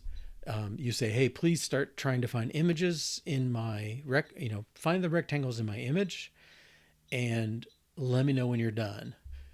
And so I think the let me know when you're done is this thing, and it's the one that should be able to then go do the checks and all that stuff. Or you could, I don't even know if you, yeah, I guess you need these expectations so that you have your assertions in the main thread and throw it there rather than throwing off in some other thread. So I think we're just going to make expectation fulfill. Okay, so let's see if we can put this in the test the right way. And hopefully that all makes sense to what we're doing. Okay, so description is rectangle recognition. Okay, I have an expectation. I'm going to say if you actually ended up calling it, then you've fulfilled it. Okay.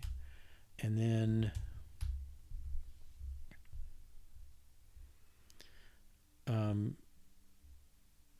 in here, we've started the real task. I guess I'm kind of passing that in. And then I do a wait.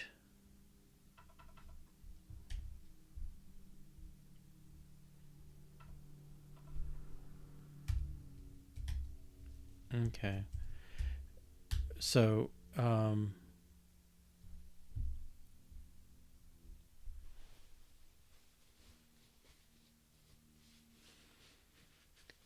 we can assert inside there. Then let's move those assertions in. Okay, so let's do this.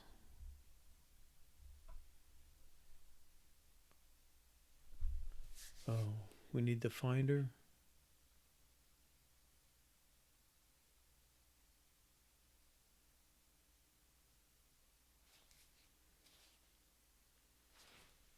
Okay, I think we're okay here. Extra tron closure passed. Okay, because I don't have that straightened out. But I think what we're saying. All right. So we do some setup. We set up an expectation. We run the finder and say whenever you finish finding things, call expectation fulfill. All right. Now that we've set that up,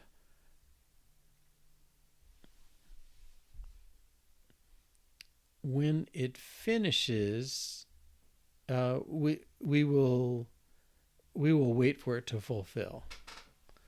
Okay. When it finishes and does its fulfill, it's safe to go look for rectangles now because Finder has done its job. Okay, so we can go get the rectangles and assert about them. All right. So I think this then it needs a closure. All right, and the closure is I think it's just, let's see. Is it void goes to void? Equals empty for nothing? Do nothing if you don't hear anything? Unnamed parameters must be written with the empty. This is when done. Do this. Okay, so I'm saying you should accept a closure that dicts no arguments.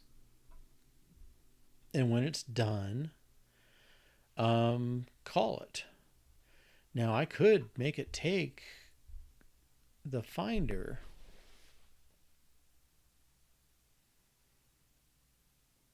Maybe I will.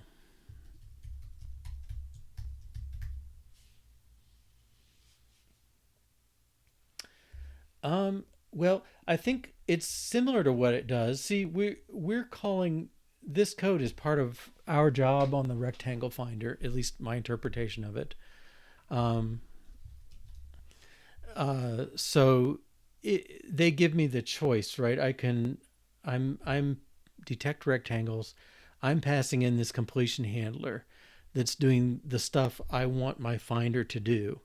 And when when it's found it does these things. But the problem I have is the caller also has stuff it wants to do when this completion handler finishes. Okay. And I believe it should be my job to do this stuff and then notify them that it's ready. Okay. If I try to do their stuff in here, like who's gonna take care of these transformations, right? So I'm feeling like I got to do that, and okay. So I believe this test will time out. I I'm going to ignore the finder for now. Okay, contextual type. Okay. So I'm saying call the finder whenever it finishes, mark the expectation fulfilled so we can continue on here. Okay, so I believe this test will fail. I don't want to wait 10 seconds, but I probably take me 10 seconds to fix that. Okay. I believe it'll throw an error at line 18. If it doesn't, we'll need to do some playing around. Okay. Yeah, asynchronous wait failed. I waited 10 seconds for you to do rectangle recognition. You didn't do it. All right. And so I didn't bother with these assertions. In Java, I would overwrite handle detected rectangles.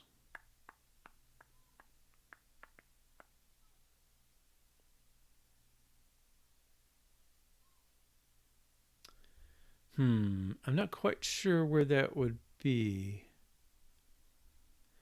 Because again, the problem is I want the finder. 10 seconds. I said give it 10 seconds to match this timeout. It probably could be 2 seconds would be fine. Because it normally takes half a second or whatever, quarter second. I'm not sure how even in Java, like override the handler. I mean, they provide you can pass in the handler, and is that they may have a default handler. But the problem is I really need to do my work in the handler before I tell anybody else they can do anything with these rectangles, because I've got the results and I want to transform them before anybody uses them. So I think I have to, I'm going to have to do this one in here.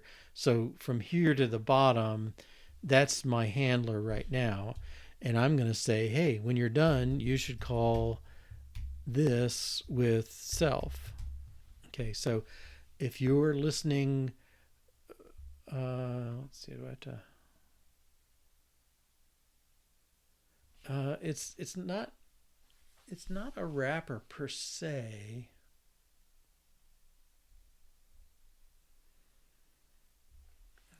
Closure captures non-escaping parameter when done. Am I allowed to just say self when done?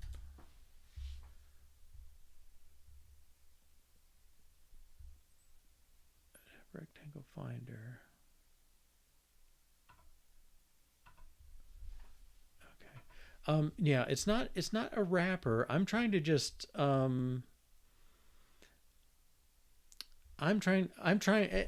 it's almost like I'm almost like trying to do the same thing they are, I think. I mean, that's what I'm trying to do. I'm trying to say when you create a rectangle finder, you give it an image, and you should tell me what method I should call when it's done, when it's good and ready, okay?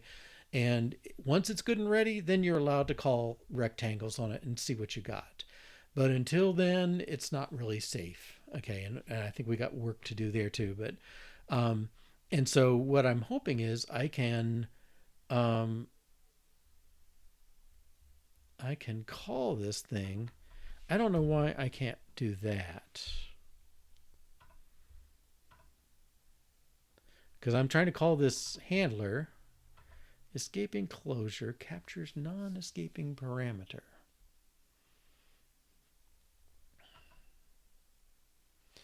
There may be some marking or something I got to do, but let me try putting it up here. Okay. Let when done of rectangle finder goes to void. Okay. And I'm going to save it.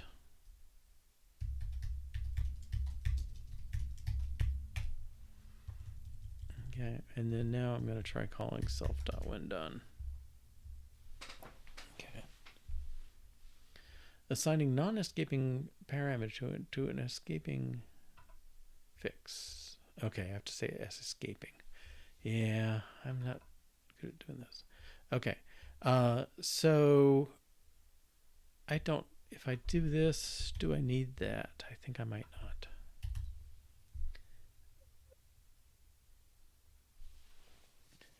not. Take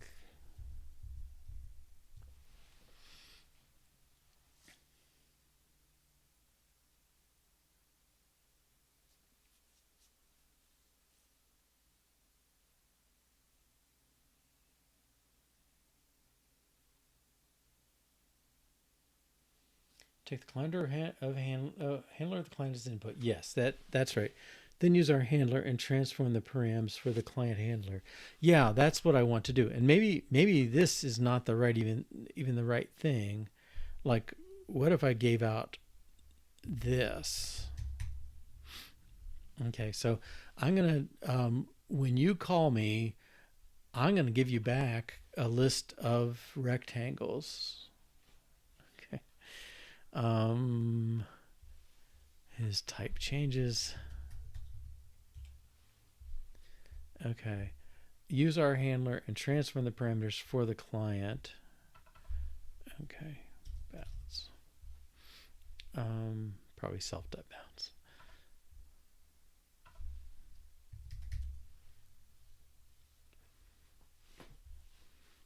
Okay. Yeah, so I think that's what I'm doing. So you give me a handler, and when I'm done, I'm going to give you back the rectangles.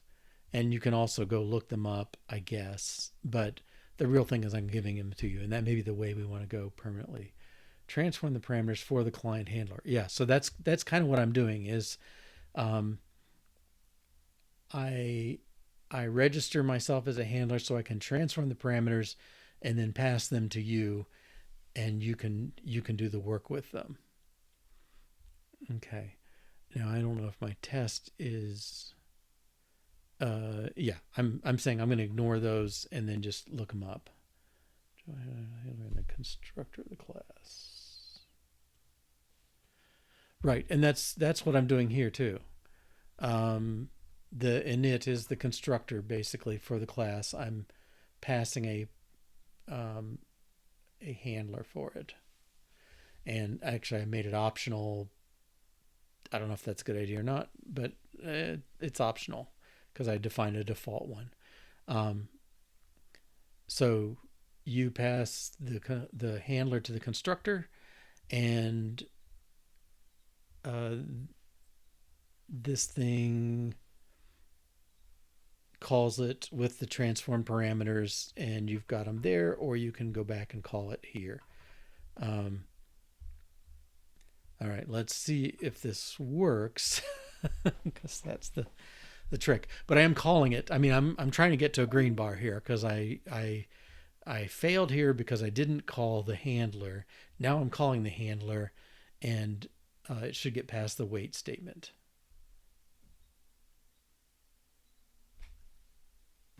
It should get past the wait statement. Okay, yeah, there it goes. All right.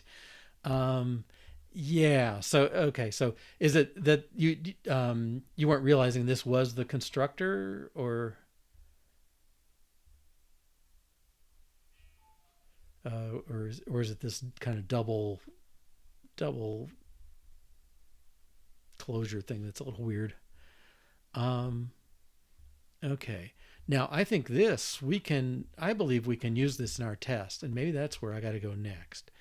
If I have all this stuff, I believe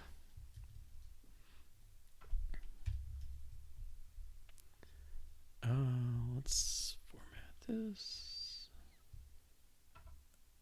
Instance method rather than global method and method. Why? Okay, fix.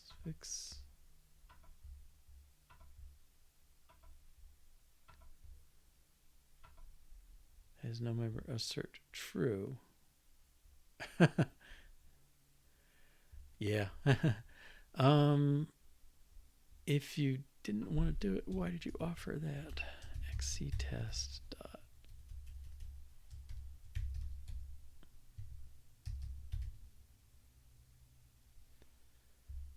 Okay, apparently I want some global function.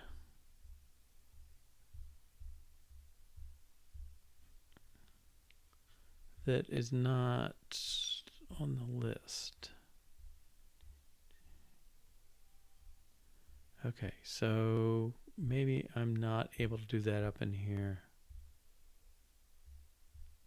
But what's weird, the example had something, right? It had XCT assert not nil. Okay, let's undo xct assert equal refers to instance method. Okay, why is this one not complaining? All right, well, it doesn't like that. I will take it at its word.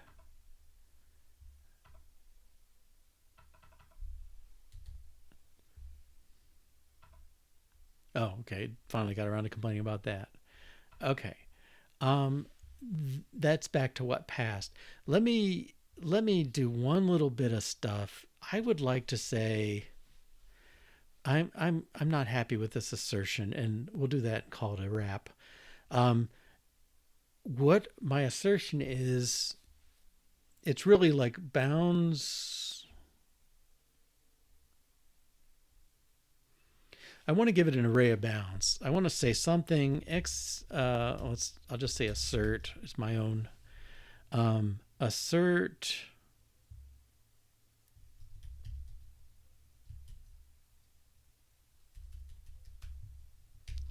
bounds contain corresponding rectangles. Okay, and I would like to pass bounds 1, bounds 2, and rectangles. Okay, so this little helper assertion function. Okay, and this code is what I want.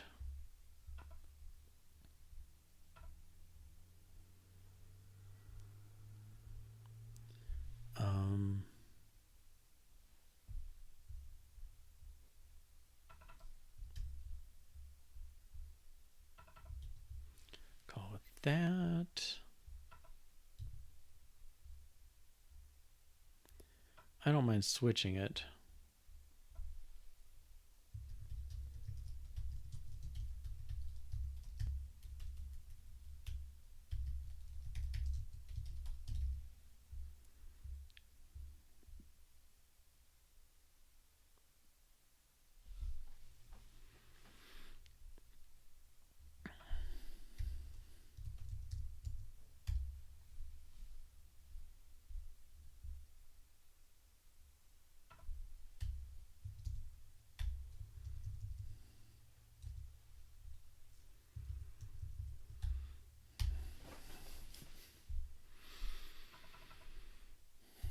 I normally would put this down below, so let me do that.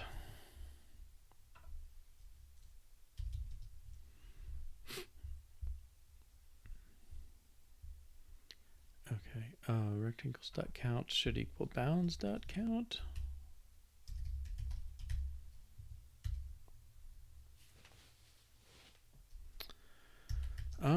For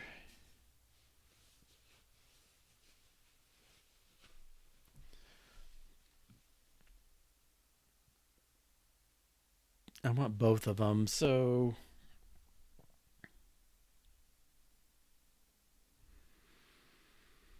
there's probably a better way to do this. For I in 0 dot dot less bounds dot count.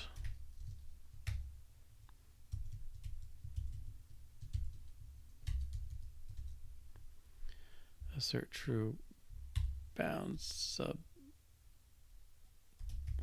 index at least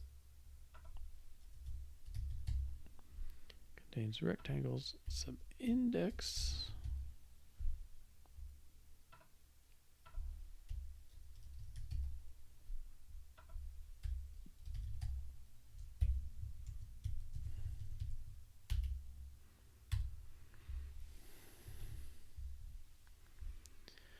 Assert, missed the name.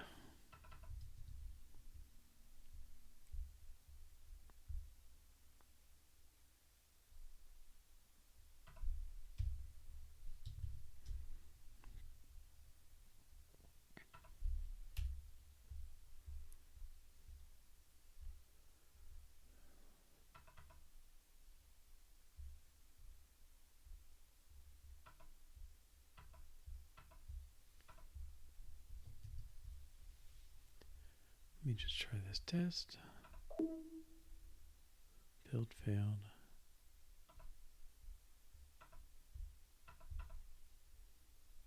Oh. Well, if that's the throws, and oh, I really did lose a brace.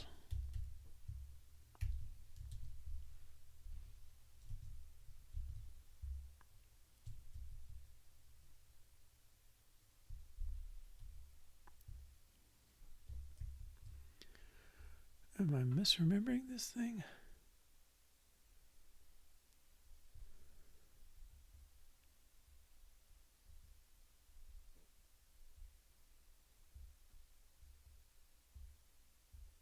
Reindent. Control I.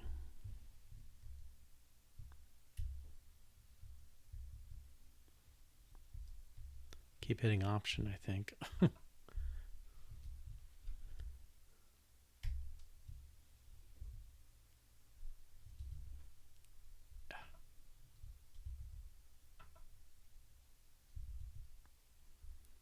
Okay, I think I'm back.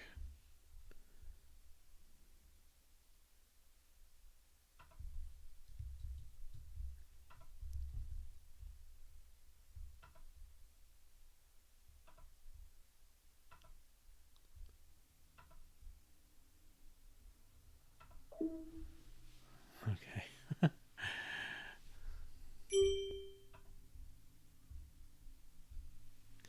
All right. Yeah, we'll call it a wrap here. So what we did was we added a what would you call it? A completion handler to our rectangle finder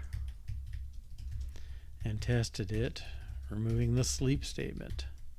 So we still have to worry about sleeping in the sense that we're waiting so long for our expectation, but it's not a fixed time limit. If it finishes right away, we don't have to wait for those 2 seconds. Okay. All right. Well, again, I apologize for starting late today, but thanks for joining me. And we've made some progress. I think we've successfully pulled the rectangle finder code out into its own class. We've kind of identified a little bit of global work we have to do. And the next step is we've got that completion handler. Now the completion handler, we can tie it to the UI. It may be something as simple as a refresh, or we can see if we can find a way to access this bounds variable, or how we want to do that. But we somehow can register a handler that will get in there and take care of things so that this updates. So my expectation is next time we will close the loop and you'll click the go button. It'll find the rectangles. It'll call the completion handler, which will do something that we don't know to do the UI, update that, and that should close the loop, and we should get our little rectangles all drawn, as many as we found. Well, at least one to start with, and then as many as we want. Okay. Yeah. Thanks again, Astrid and others, for joining today, and look forward to seeing you again next time, if possible. It's same time on Friday, 1 to 3 p.m. U.S. Eastern, which I think is 1800 UTC. I think Astrid mentioned last time. So anyway, thanks again. Take care. Bye-bye.